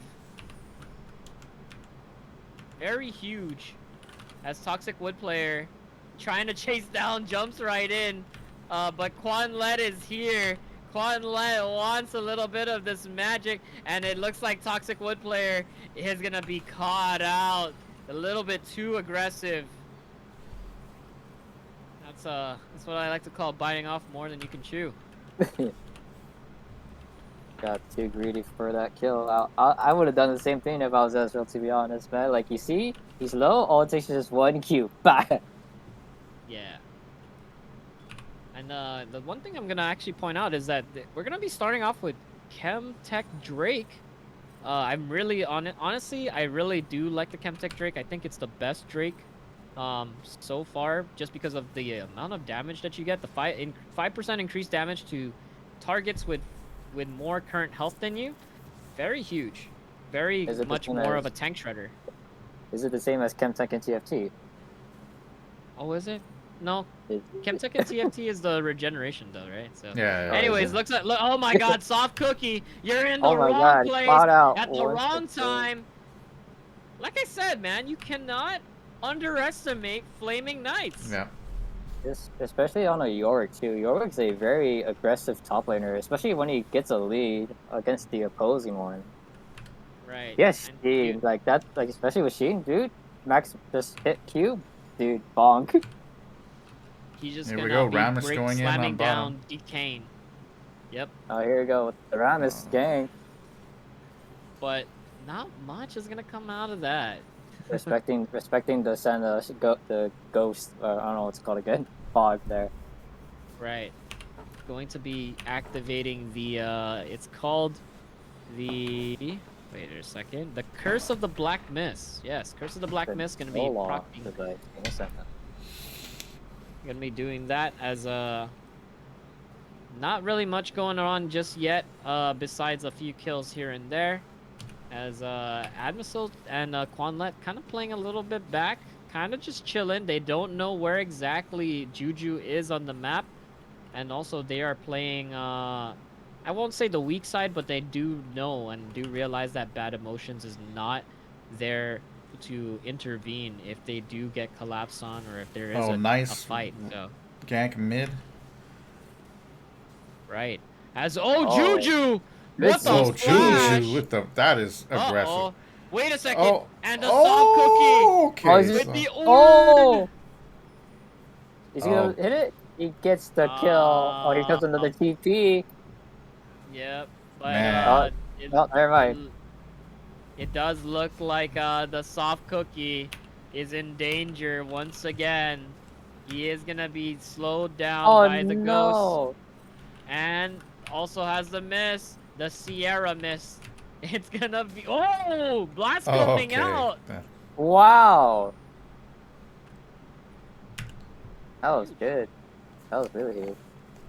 Yeah, like the one thing I'm gonna say is like I feel like Juju and Jomei really kind of they went far. They threw out everything just to get the kill on jumps right in, and in turn they went down to Bad Emotions. Yeah. Which is really not looking good. Not a good trade, I think. Bad Emotions has a 300 gold bounty on his head and a 150 gold bounty on Flaming Knights, and they're looking really strong. They're somebody that you don't want to mess with unless you bring up the entire squad. As Bad Emotions is in the bot side, ready to go for a gank. But once again, look, Soft Cookie, you gotta chill out, buddy. You're getting slammed.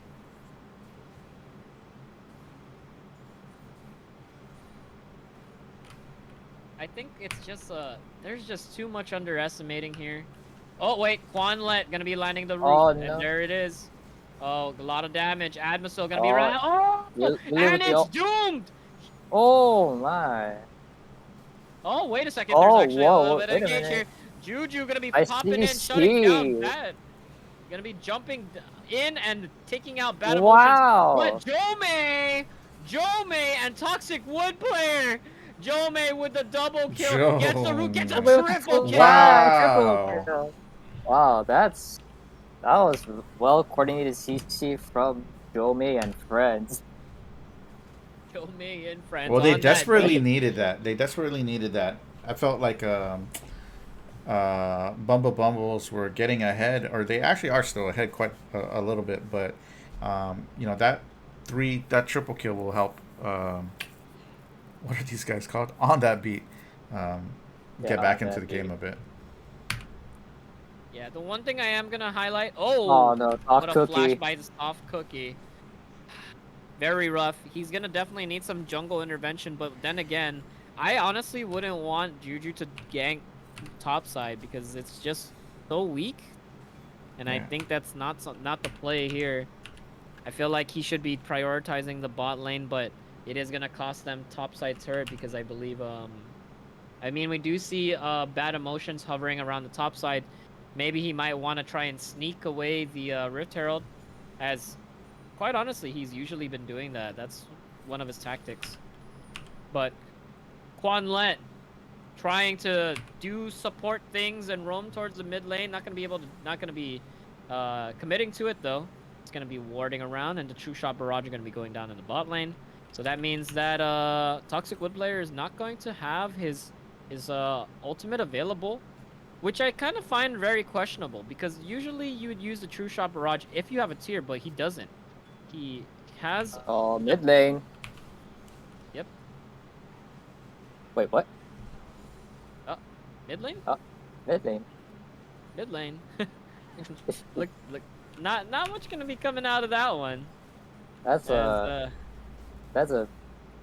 big downside for jumps right in, because if I remember correctly, his ulti it's a long cooldown. Yeah, 92 seconds. So he will not have that for almost 2 minutes if my calculation, if my math is correct. He will not have that. Basically a minute and a half. Yep. Yeah. So if a team fight ever breaks out, he will not have that available, which means that his team will have to do more than they can chew just to be able to win a team fight. Wait, look at this, bot though. side. Ooh! Oh, good cleanse, but not enough, because there's a lot of chain CC coming from every player on that beat. Oh, Quanlet gonna escape with her, just barely escape. Yep, Quanlet barely escaping with her life. As wait a second, never mind. The True Shot Barrage actually gonna be taking out Quanlet, all and the that's way gonna from be down. That's gonna be a Chemtech Drake for them, as Bad Emotions and jumps right in. Gonna be taking a soft cookie from mid. Oh, what? Oh! Wow. And I guess he just hits those, dude. He just hits those. Wow, never doubt Orin, man. No matter how. Oh, wait a minute. Bad Emotions. He could have just continued. He could have just let it happen. No. Bad Emotions is gonna get the shutdown. Huge props to Soft Cookie though. This is why you should never doubt Orin, man. Like, even though he is playing weak side, he can be able to 1v1 even dying after 3 times, dude. Never doubt the Orin. That's true. Yeah, I mean, he does have I do believe he does have what is it, the Brittle? I mean, the Brittle does so much damage. I think it does health damage, right? Yeah. Spamming Cinder, right? Yeah, Hammer and Bandroll, dude. No, I mean what is it called? The one where it does Brittle, and then it deals an additional 13.8% max health magic damage. That's pretty crazy whenever you do Bellows Breath. That is insane. But guess what? It looks like, once again, this is something we've seen before. Top turret is going to be going down. Soft Cookie, you better get out of there, because you're just going to get jumped on if you just stay in the area. I know Juju is there to help. However, you don't have a turret to help you, so no need to fight that one. Oh, I just realized what Flaming Knight was his first item. He bought Hull Breaker, so I already know off the bat. The moment I see a Hull Breaker on the Yorick, I already know he's going to be split pushing the entire time. He will only join team fights when he is called for, but most of the time we're going to be seeing him just split pushing top or bot. I love to see that. Pretty much, I think that Flaming Knights is really going for breaching the gates in this game. I mean, he has been like usually just pushing most of the time, dueling whoever is in his way, stomping on them, but really taking that approach by buying the Hull Breaker first, actually skipping out on the, I believe he's trying to build Triforce. I believe that's the mystic item he's trying to go for. Is it Triforce or Divine Thunderer? Oh yeah, that's right. I forgot that Sheen also. Sheen is mostly for Divine Sundays now, right? Yeah, I would assume so. All right. So this is the reason why we have another caster, you know. Yeah. So thanks, Rise, for joining us. even though I'm a TFT player now, what? Yeah, pretty much. I mean, I'm a TFT. Even Arcpulse. Arcpulse is. We're all TFT players now. Yeah, let's go. We're all TFT players. True. TFT casters casting a Summoner's Rift game. What is this madness? Yeah. As I do want to highlight though, it looks like the Mythics are starting to come online. We do have jumps right in already with the Leandries, and then we have the Everfrost coming out from Jome. and also the Divine Sundays, also on Toxic Wood Player. So, oh wait, and how could I forget? Of course, the Eclipse as well, coming in for Bad Emotions and the Sunfire Aegis for Ornn, or that Soft Cookie.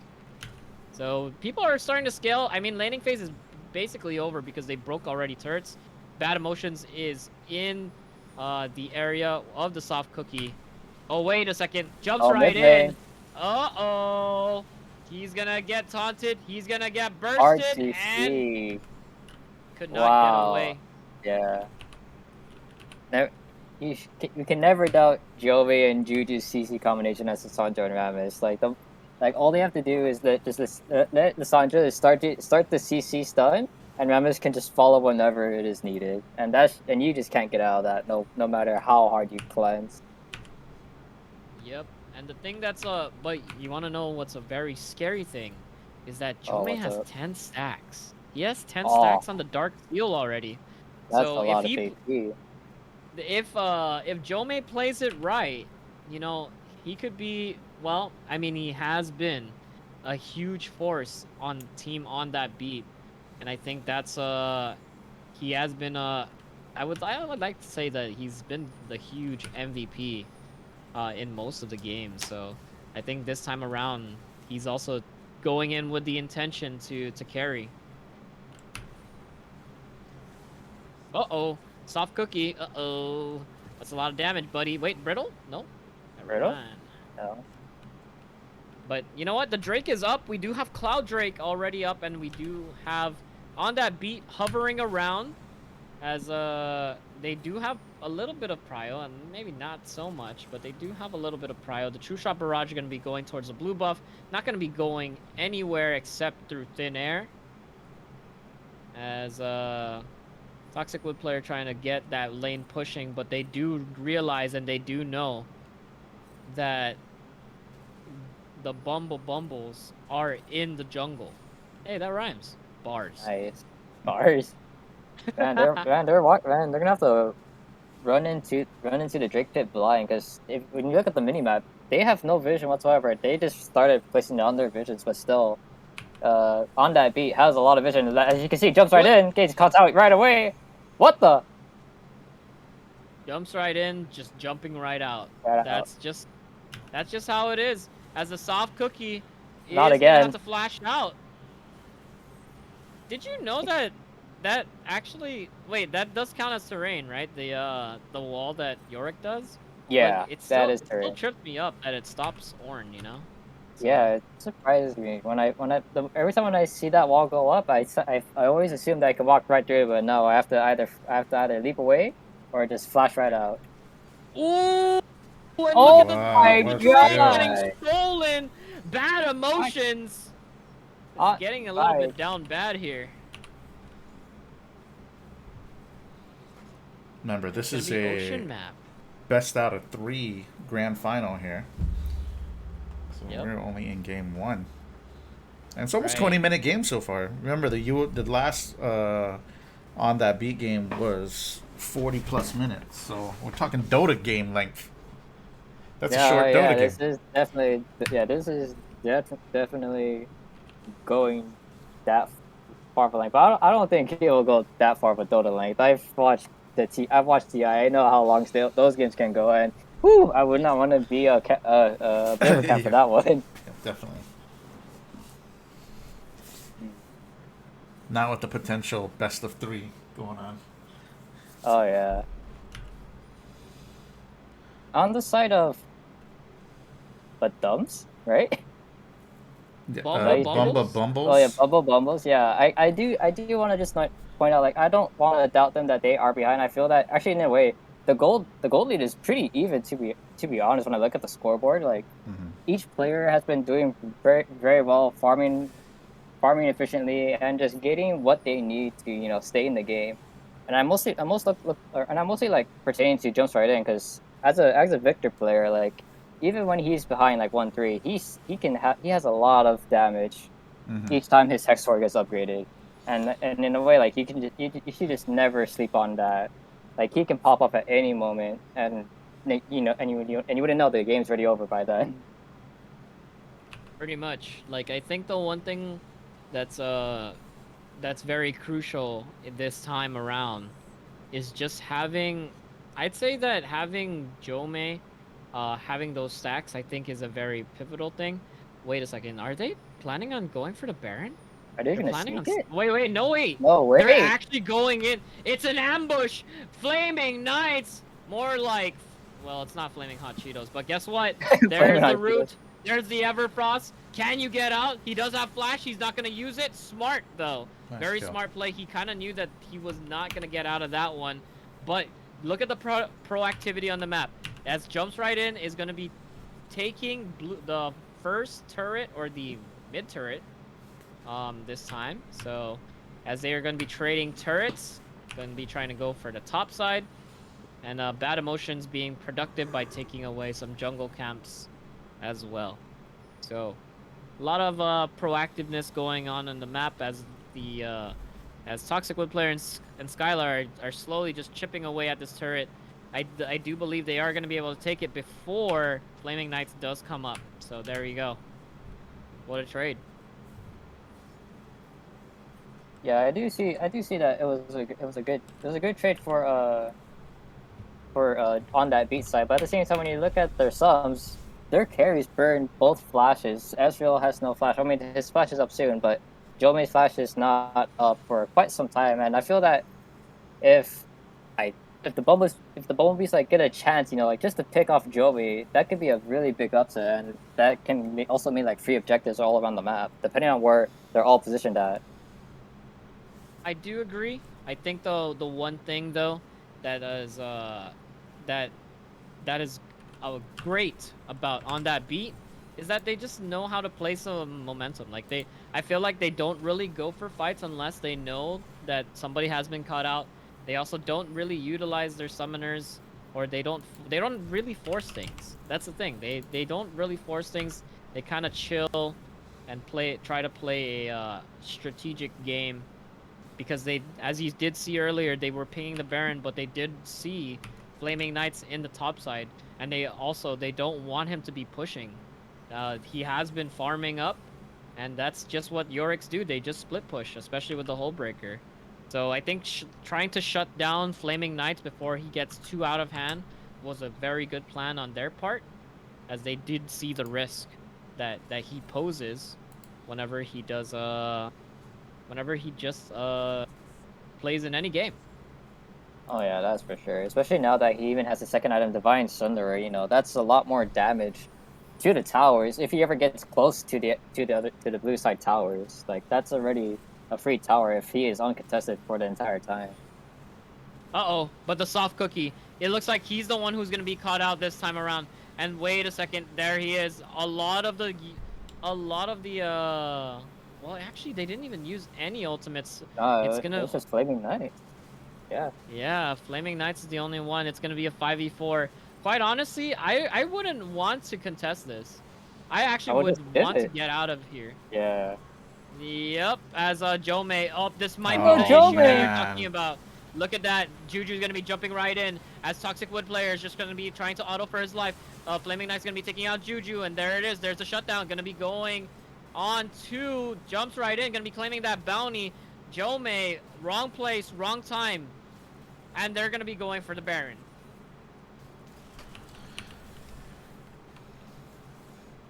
Oh, that was a bad timing from Jome's end. He I guess he would say like the E was mid-wave from casting, and you know I felt like if Leona like altered just a second like earlier, he would have been able to canceled it, or if he would have been able to got out if it was a second later, but that timing was just not there.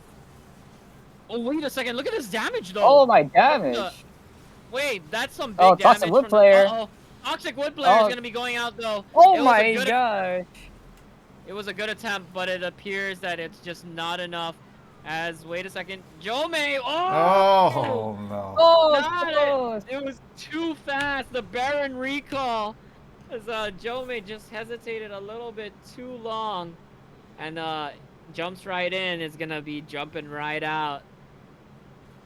Wow. Ooh, As wow. now you're starting to we're starting to see which side is more in favor, as they do have the Baron this time around for Team Bumbles, and then Bumble they have a bumble.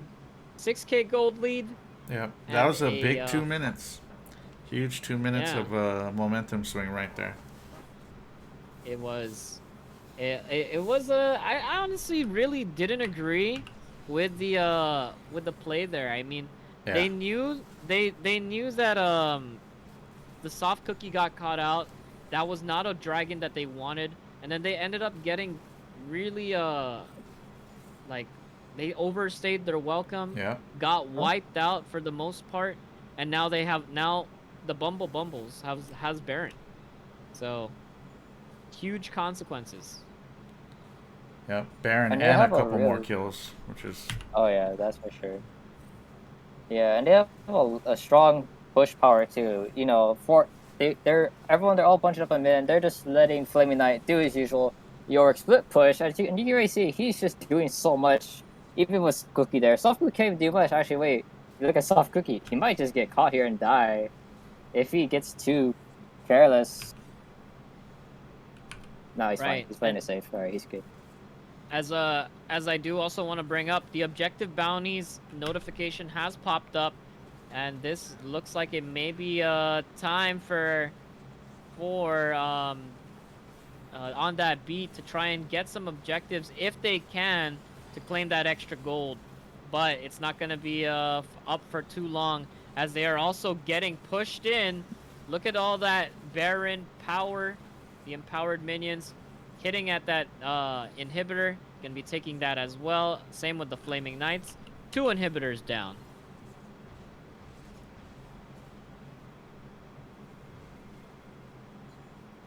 Oh man, that was a well coordinated push from Bumblebees. They just waited it out for one another. They just wait. I'll get their name sometime, but yeah, like they did. That was a well coordinated push. They waited for one another. They did not force out a fight. They did not even. I don't even think they were even looking to fight. They just played safe, backed up when they needed to, and made sure that they got both inhibs. So now it's just topside up, or that's still up. But do they even need to take down topside? Maybe not. They could just end the game with bot and mid open. Pretty much. I mean, they are taking the safer approach to ending the game. Honestly, I thought that it was I really did feel like Joeman was doing quite well. Joeman and On That Beat were doing quite well, but unfortunately, one thing led to another, and sometimes that's just how the game is. It really is just down to one team fight. As once again, look at this, Soft Cookie, all by his lonesome, getting shredded upon by the Flaming Knights. And it's gonna be basically a 4v4 if they try to go for the engage here, but yeah, and you can see On That Beat, they're a bit undecided of what to do. They should back rush, they should defend his top tower, but Soft Cookie, he's taking a huge beating. Has forced the Lulu ult to make sure he stays alive. Right, and look at how tanky he is. What the Flaming Knight? Oh my gosh! DK! Pain, as Jomei is gonna have to Zonia's out of this. That's a 500 gold shutdown going to the Soft Cookie, but at what cost? And at the same time, topside's going down. Yep. Meanwhile, in top lane, top inhibitor gonna be going down as well, as the Toxic Wood player tried his best to defend, but it's not gonna be enough. All inhibitors are down. The Drake is up. They're gonna be going to the Ocean Drake. And guess what? It's going to be even worse for On That Beat, as getting a lot of Ocean Drakes in the late game, it's going to hurt. It's going to hurt. It's not even Ocean still, though. That's surprising. Yeah. That's surprising. Oh, wait. Oh, good try. Oh! Good try. But that's not going to be enough.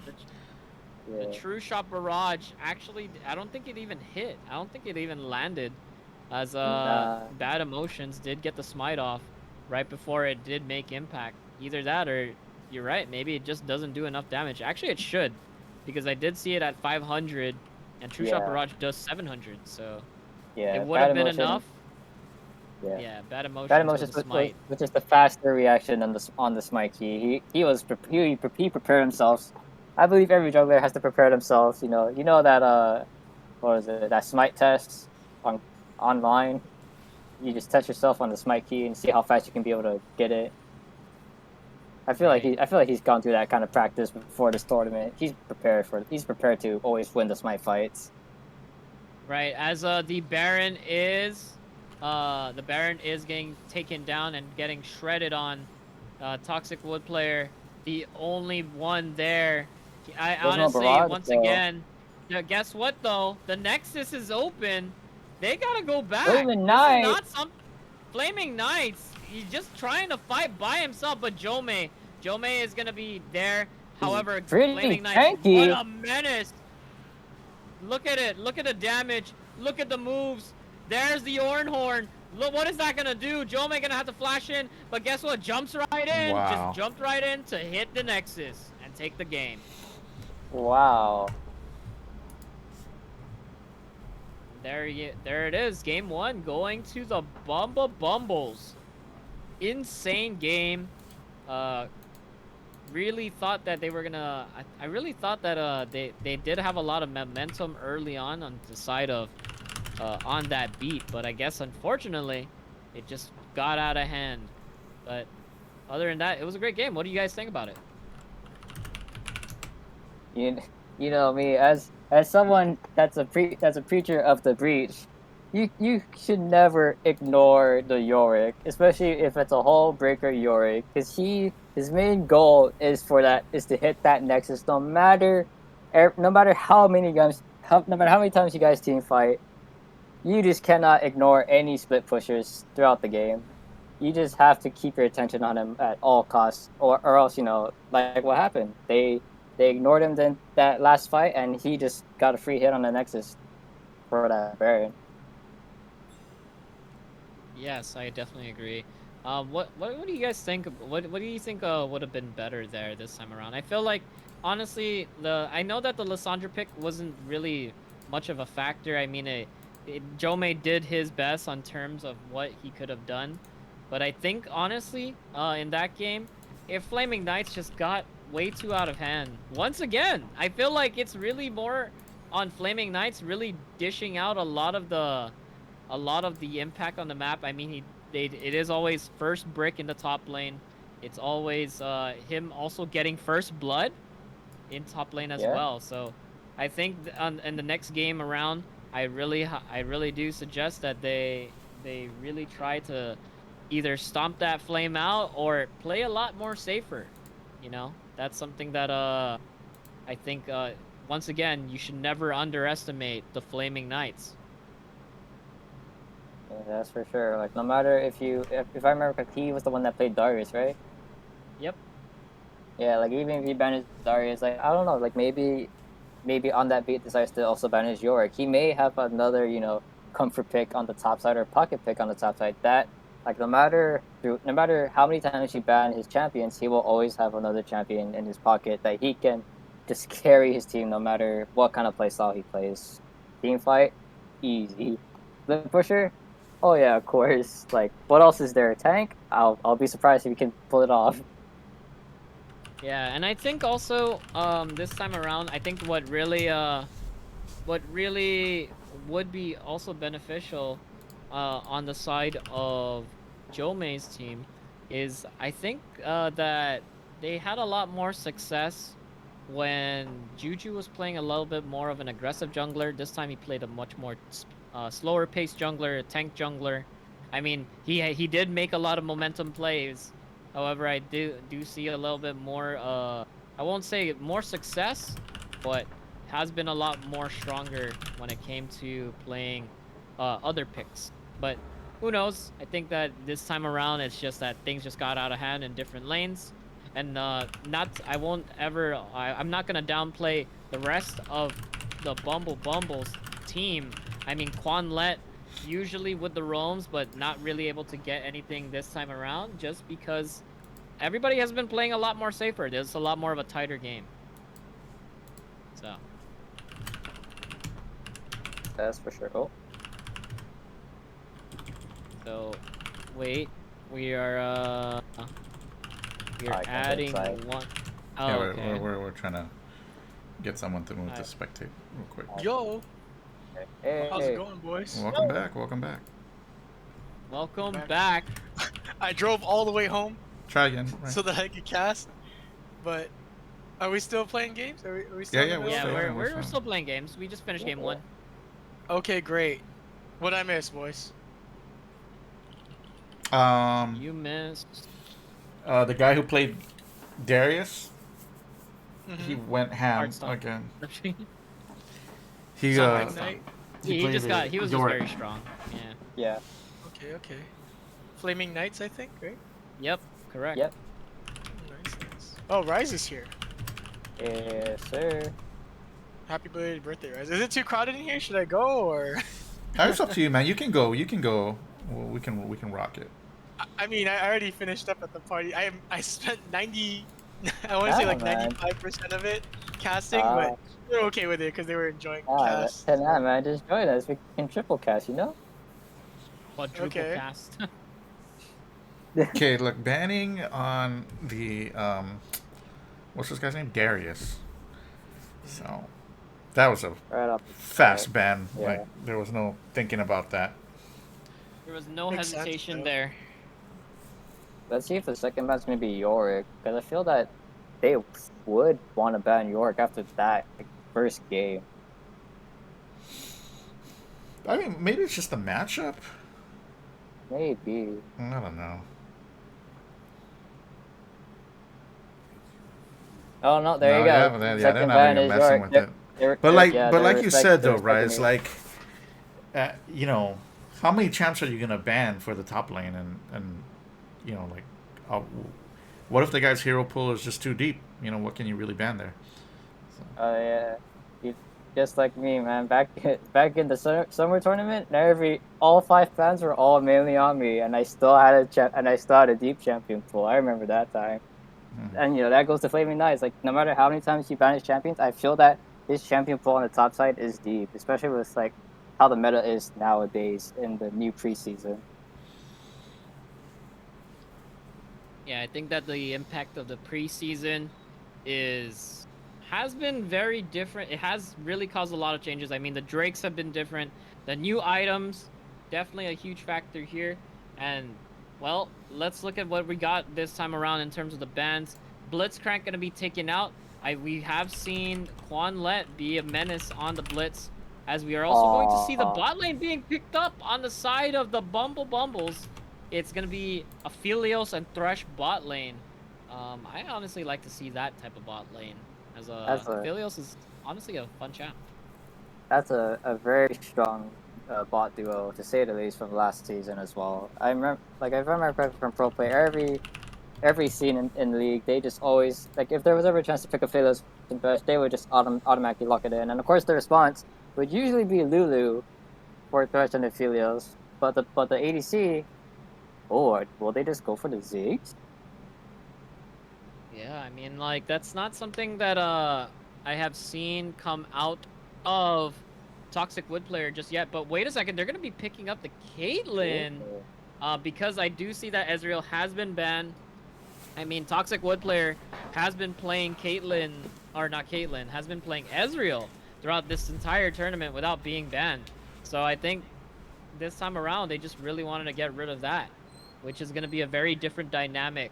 As we do see now that Juju is probably going to be going on to playing Nocturne, unless that's Nocturne mid. You know, that I haven't seen Nocturne mid in quite some time, so not even sure if that's viable. As there is a Malzahar. Yikes.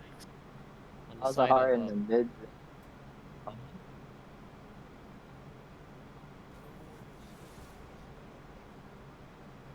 Sorry about that. As the rest of the bans are going to be coming out, we do see the Shen ban. I do vaguely remember somebody playing Shen, but I believe that was Frozen Mango, so I don't think I've seen it on the Soft Cookie. As Zillion is also going to be coming out as well. Going to be, I mean, is there even any supports left or any mid laners left? That's the thing. They didn't actually ban out Jome. Yeah. So that means that Jome has a lot of freedom this time around to pick whatever he would like. Let's see if that really does make a difference, because honestly, he has been a very impactful player, but this time around, this team is very it's very difficult to handle. Wait a second, what? More jungle? Is that a Morgana jungle? It has It to might be. Yeah, wow, wow. This is gonna be our very first game of seeing Morgana jungle in the preseason. I never really expected to ever see Morgana jungle ever return, especially after what she's been through. It's gonna be really interesting to see how this goes out. It may work, it may not. Right, as we do see the soft cookie once again locking in the Ornn. Quite honestly, I do feel like that the soft cookie is comfortable with Ornn. However, I do really will re-emphasize that Flaming Knights is not somebody you underestimate in the top lane. So I think a lot more of playing back is very beneficial for him. As we do see the Ryze hover, honestly, not a bad pick at all. I think that Ryze against Malzahar is huge. I mean, he can use the his Q to bounce off and then hit and cancel out the spell shield that Malzahar has as his passive. But guess what? In the top lane, Big Kane! For Flaming Knight.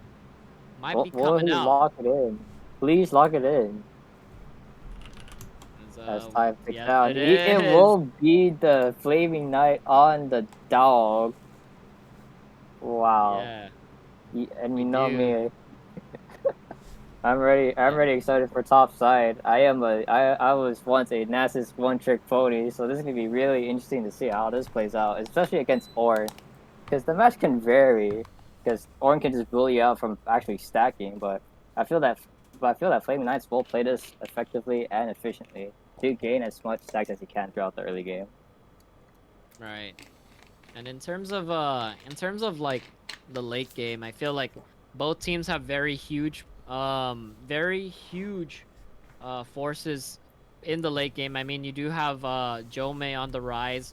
Ryze doing a lot of damage in the late game, as well as I can't really say Caitlyn does a lot of damage in the late game. I feel like her power spike is more so towards the mid game, and may possibly fall off in the late game.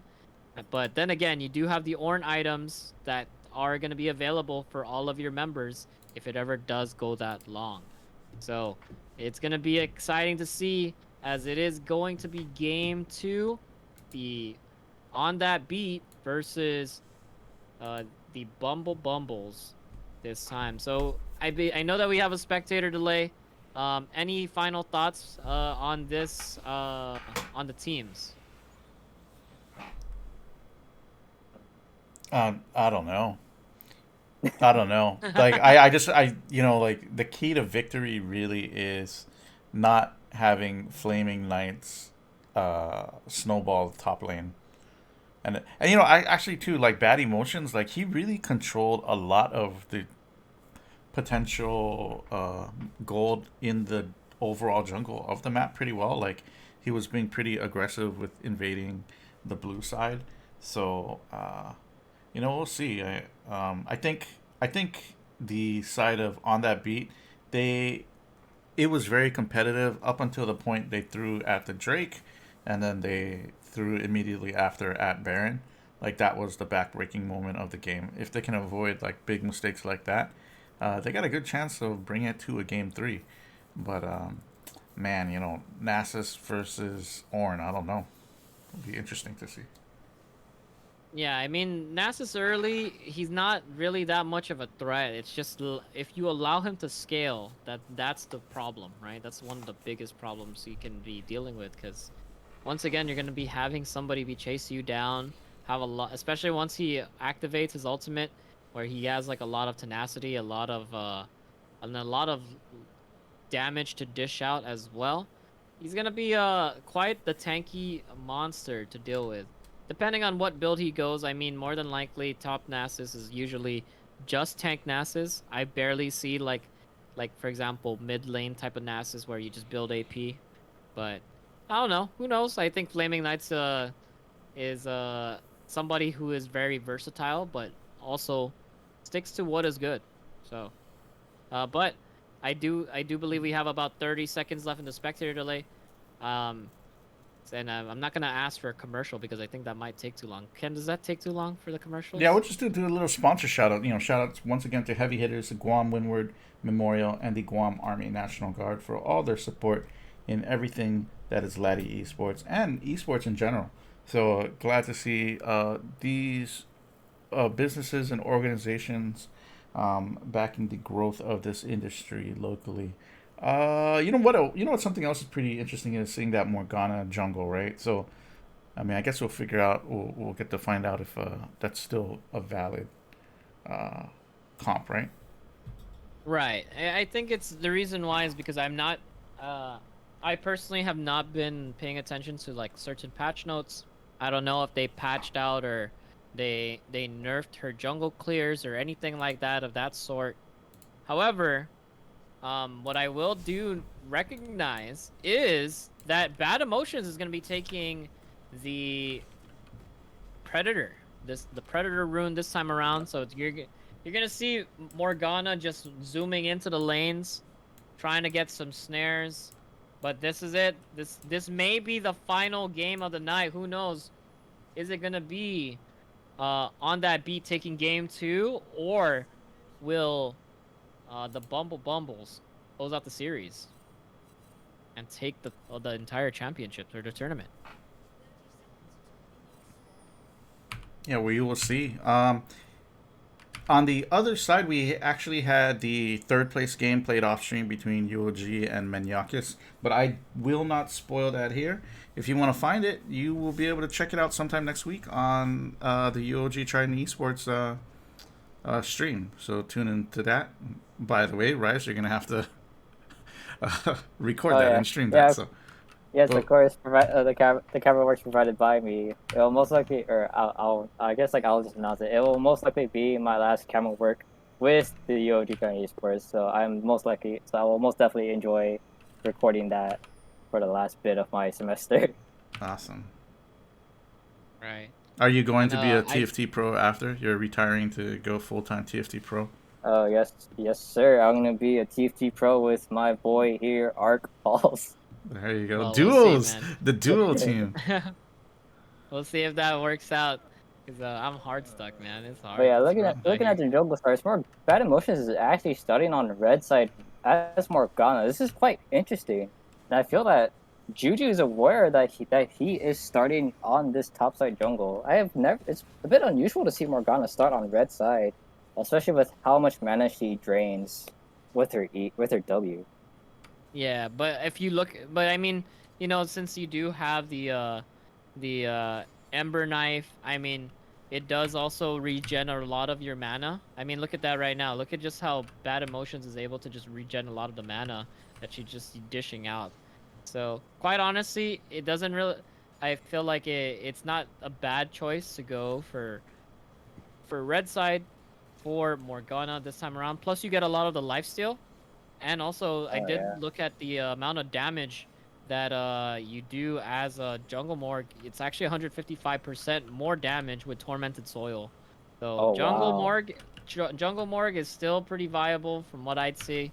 Maybe it's not as busted as it used to be, but still not a bad choice.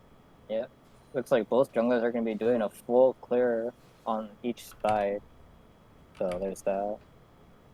Yes.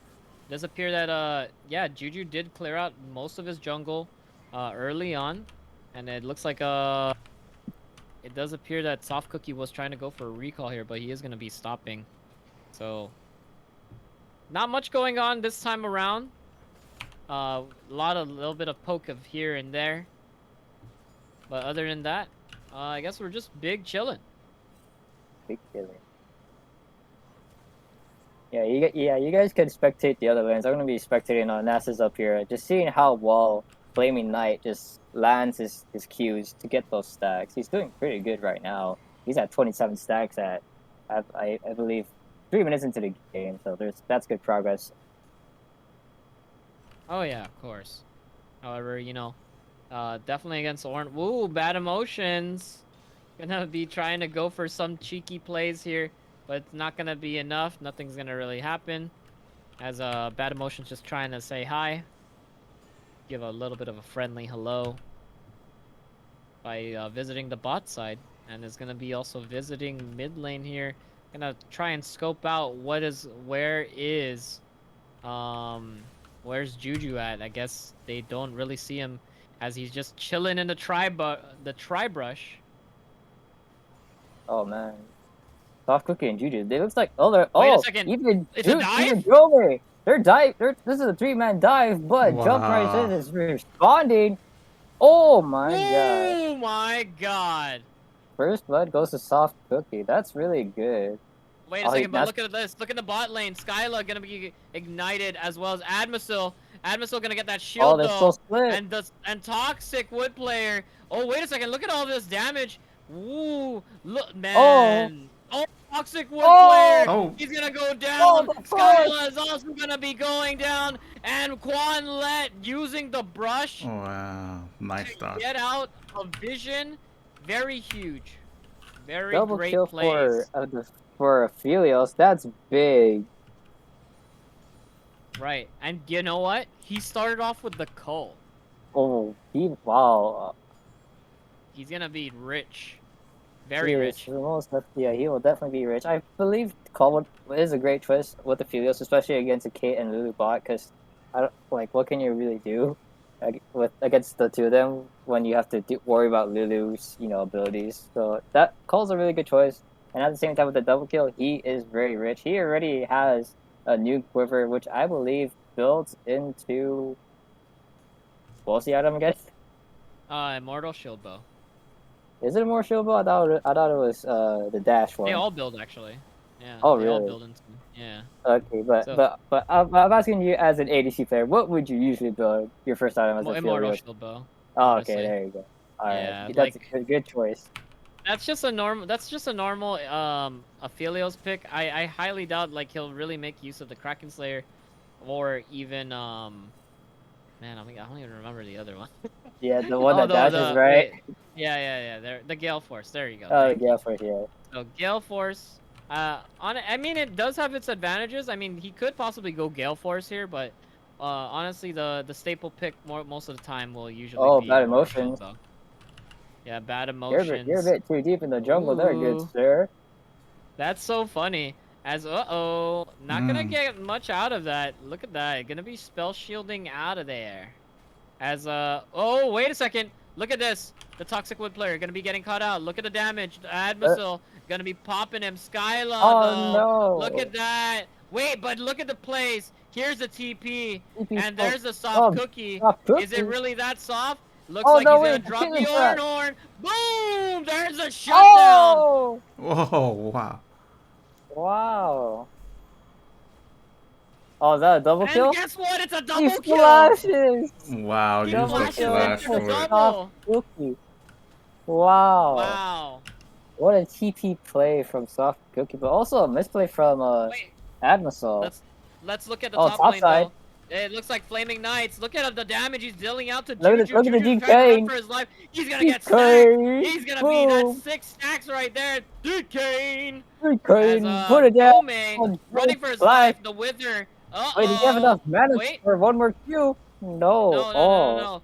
This is a dangerous game. Look who's around the corner. He doesn't know. Jome doesn't know. Oh, It's jumps right jumped in. right There's gonna in. be a, there's gonna be He's a gonna tie. get in. There's a suppress. What? And he canceled it. Oh! But that's still enough. It worked. Oh. Oh, he bot side.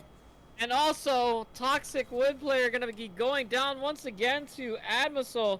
It's really looking like a Wow. very different game It's, this time around, as Bumbles is just stomping. Oh, They what a are bloodbath from huge. all across the rift. Bumbles is playing very aggressive and responding very well to all these fights that are breaking out. Mhm. And I feel like, and at first I thought early game, like on that beat, I thought that they had a good start lead, but now after what just happened, I feel that the player field is still even. I say still even though there is a 1K gold lead on the side of Bumbles. And actually, I will correct myself. It is plus 12, by the way, per Yes, stack it is now. plus 12. It's plus 12. So you are right, admin. Admin actually has stepped out, but you know what? He's still in the chat for you guys, as we are gonna get a little bit of an intervention. Oh, as Nocturne ulti.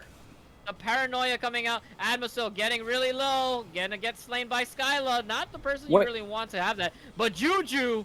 Woo! Sheesh. Damn, that's some damage right there. As a Toxic Wood player, I feel like you might be a little bit overstaying his welcome because he's tripping at this turret, trying to get some plates. But quite honestly, I don't know. I feel like he's playing a dangerous game. Then again, he wants to live on the edge, as he is quite behind. I mean, he's like 3 deaths in, so. Yeah, and a few CS behind. On the side of Flaming Knights, I would like to just point this out. Wait a second, but what the? looks like Skyla getting caught out. She was all. Oh, what a she was trying to Lancer! recall. And there it is. This is the reason why you don't recall in the obvious places, dog. You don't. You gotta go back. Don't go for the lazy back. Especially when there's a Thresh in the lane. Never doubt the Thresh with his hooks. Oh man. Uh-oh. Oh wait, It's not Flaming looking Knight, good what here. the? Flaming Knight just showed his Mastery 7 on the soft cookie. Whoa, the soft cookie though? Can he get out? No, he can't. That's plus 12, baby. Shut That's another down. plus. Well, Flaming Knight is at 183 stacks at 10 minutes into the game. He's about to hit 200 way before 15 minutes. This is a huge lead for Flaming Knight. I am quite excited to how far of a lead he can grow with the stacks.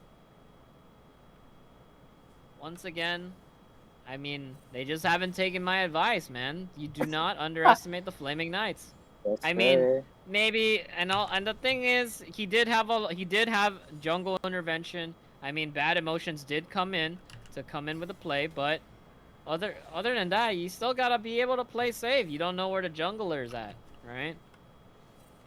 Yes, Uh-oh, there's a suppress. There is the snare. There is the root. Juju gonna come in, and whoa, is he gonna be able Paranoia to do some to damage? respond. Bad? No! Oh, Wait, he he got does it. flash in! Oh. Wait, is he live? Oh, he wow. flashed. Flashed for it. Wow. 2 for 1. But the thing is, you know, at what cost? I mean, jumps right in, is gonna get all that farm, gonna get some turret plates, it's a double kill. It's jumps right in, 3-0 right now. That's, I don't know. I'm scared for this. This is already Rift Herald range, turret range. So yes, quite honestly, I'm gonna assume that Bad Emotions gonna just go straight for the red buff, gonna go straight for the Rift Herald, and then just break down the turrets and the laning phase as they usually do. On the side of Asmusel, he actually built Kraken Slayer as his first item, which is very interesting. Wait a second. Oh, but there's another fight. Go ahead and there's take another it. fight, but with Jovi's TP, good disengage. Oh, never mind. Oh, oh wait. Qua Oh, wow. Wait. What But then guess what happens in the top lane though? That's The right. soft cookie is Soft gonna be cookie. going down. Another plus. Oh, what the? Wait. Toxic just died. He did die. And He got I caught wonder. out. I wonder what happened down there, man. We shifted too fast to top side, and I guess it happened right when we switched. Damn, man. This is why it's hard to really be a cameraman in League of Legends. Everything happens all at once. Oh, he got hooked. Okay. Oh. Yeah, I just That's went why. back to check. Oh, okay. Another. Okay. Yeah, but guess what? You know what? Drake is spawning. I mean, it is a 5. They're already down 5k gold. It's really looking like Team Bumbles really wants to take this game this time around, and Damn, honestly, a lot of the CC coming out of Team Bumble Bumbles has been on point. Yeah. The hooks, The the snare. snares, Yeah. just been landing. Or as the kids like to say nowadays, it be bussin'. Oh no. Is that what they say now? Yeah, is that what they They do say? say that. They do Oh say that. no. They do say that. That- Wow, man. The more you, the Wow. more you know. The more you know. It's bussin' now, dog. It's bussin'.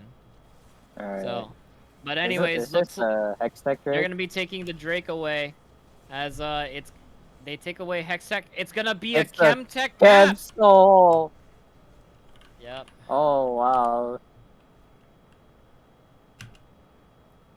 It's huge, wow, man. dude. It's gonna be huge. As you know what? You know what else is up? Is the enemy objective bounties are up. So that means that if on that beat is able to take any turret, any Rift Herald, they will be getting bonus gold. But quite honestly, really? it appears that they are in a huge it's gonna be very difficult for them to just get it. They're at a huge disadvantage at this point. Yeah, But huge. you know what? huge If they're able potential. to out macro, then yeah. Oh wait a second! Look at that flash! The flash ultimate, the root. Jome can't do anything. He really He is just just can't perma drill. CC. That's you are just perma CC for eternity there, good sir. You just cannot get out no matter what you have. And soft cookie, Decane. Decane, put it down. +12. Wow. Oh my gosh, Flaming Knight is at 324 stacks, 15 minutes in the game. He is massive at this point. I feel like it's gonna take the whole On The Beat team to really take him down, but even then, is that really worth it? Maybe not. They really are getting to be off that beat nowadays. So Oh no. it's getting really rough here, as they are losing their grip on this game. As top turret does go down, Rift Herald is still up for another 4 minutes, and this time they didn't even need to use it. Like, Team Bumble Bumbles didn't even need to go and prioritize it to try and break down turrets. I think they're just really confident of just getting all these fights. I mean, look at the bounties across their team. You have 350 gold on Flaming Knights, 400 gold on Jumps Right In, and then also Quan Let having a 150 gold as well. So it's huge. As I am gonna be eating my words, it looks like Admosil actually did go for the Kraken Slayer. Yeah, I am surprised as well. You would expect the Immortal Shield Bow, but I guess with how far he is against the Caitlyn, it seems like a good choice, especially to be hyper aggressive as jumps right in. Gets polymorphed though. Huge. Wait, Wow. there is the hit. Oh no, you still There's get the health. Oh, and Juju gonna be paranoying. Soft Cookie. with the Wait a TP. second. Soft Cookie went the wrong way. What is going on? And Bad Emotion's Wait. gonna be getting really mad. Whoa! Oh, Jome, are you gonna be able to do some damage? Oh, I don't know about this one, buddy. But It looks like the Soft Admiral Cookie. has. Oh! Dang, that's an ace. That's huge. That's a 9K, almost 10K gold lead. Yeah, that is an almost 10K goal lead. And just to add more salt to the wound, Flaming Knight, he is gaining that Rift Herald. This is going to be huge for him, especially if he's going to be split pushing that top side. That's going to be a lot of damage gone. Yeah, this is gonna be really Well- rough. I honestly don't see any way. Like, you know, they do have the objective. Like, they do have the objective bounties up, but quite honestly, I don't even think that's enough to help them. It's gonna be they really had to play the macro a lot more. But how can you play the macro when you can't even fight any of the people, right? So Yep. it's gonna be a tough game. As look at this once again, Bad Emotions in the mix, but Jome's fighting for his life. Look at the damage though. He does do a decent amount of damage, and he is chunking out Flaming Knights. So Quan Let also in the area, but is not going to be doing much. Going to be hovering around. Yeah, and the Soft Cookie is also in the mix as well. with bad emotions, gonna be smiting that Gromp as expected. Oh man. With about 30 seconds left until Dragon coming up. Actually, even less than 30 seconds left. Yeah. It's looking pretty rough. That's all I gotta say. It is pretty rough on that beginning. And if you look at the mini map, they don't even have their Drake side warded. It's complete pitch black darkness. And I feel that if the Bumbles can actually like set up a trap here if they want to, but not everyone's in position and ready to rotate, so you know they gotta respect the fact that on that beat can just roam into the jungle and play some wards to get some vision on that Drake, just to see if they are taking it, yes or not. Yeah, and I think the one thing that's even worse is like look at the difference in level. I mean, you got Juju who's behind 2. You have Toxic Wood Player who's behind 2 as well to their counterparts. I mean, the Soft Cookie though, look at this. He's going to be getting top turret. That's a 500 gold bounty that has been claimed. So that's kind of huge. Wait a second, there's the engage. Look at that. Oh, 800 gold going down because Aphelios is going to be going down, but the Dragon is going to be taken away. Looks like Juju is going to be caught out. Bad emotions, getting that stun, going to be locked down. Ooh, the hook. Oh, plus 12 for Flaming Knights once again. And Flaming Knights in the top lane taking out. Wait a second, the job is not done. Look at all those ultimates coming out. The flashes, the burns. Jomei, wait a second, Jomei's strong. What? Jomei trying to turn things around. Wait, but he's not. Look at the space aids. Oh man. Quanlet just got a double kill. What? What is happening? Oh my gosh. What a fight from Bumbles. That was... Whew. Even without Admicel, they still won that one. That's insane. Honestly, like, I feel like with On That Beat, they tried all they could. They did the best that they could have when it came to... When it just came to really making the most out of all of their opportunities, but just unfortunately, like, it's still not enough. I mean, they're not strong. Look at this. This is the Omega Death Brush here. This is the bait. Look at Flaming Knights. He's just dancing around. He's doing his little dancey dance. He's 2 levels ahead of even Soft Cookie. He can just do whatever he wants. Soft Cookie getting baited. Oh, the trap! The hook. Quanlet with the flank. Oh my god. And he takes the kill once again. Quanlet 6-2 on the Thresh. That's what I love to see, man. Yeah, it's not looking good as the Baron has been started.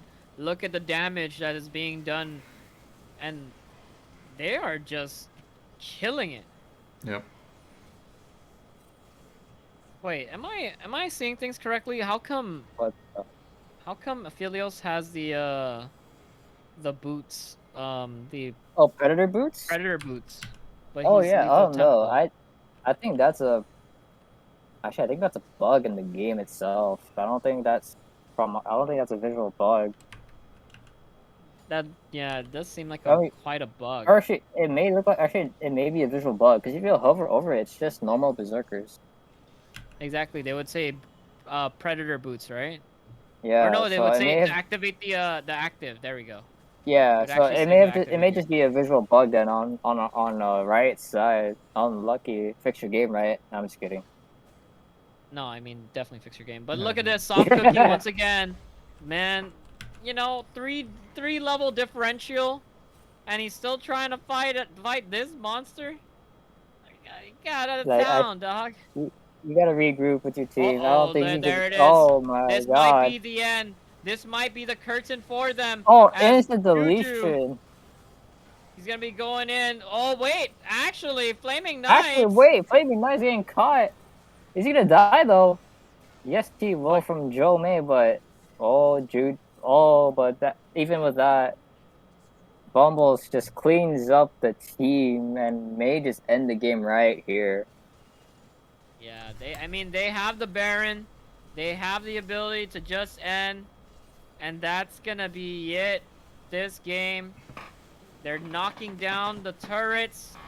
And Juju's trying to make a final attempt. But look at him go. He's just walking away. Waddle, waddle. Waddle, waddle. And that's gonna be it. There Wow. we go. GG's. It's gonna be. Wait. They're finishing them off, as usual. But more than likely, it really is gonna be the Bumbles taking it. Taking Wait, it all. Wait a second. What? Joey's still Wait a alive? minute. What the? Joey. Look at the damage. What the? Oh my gosh. There it is. GG's. Congratulations to the Bumbles taking the championships over Team On That Beat, which honestly they've had quite a great performance, but my god, if I had to call out for who was the MVP of the game, I mean, quite honestly, Bad Emotions has been very impactful, Quanlet as well, but Flaming Knights, really such a dominating force on the Team Bumbles. So, big shout outs to them. Thank you guys. Thank you guys so much for watching. And Ken, I don't know if you have any other words to say, as well as Rise. Any other words to say as well? Go ahead, Rice. You have anything?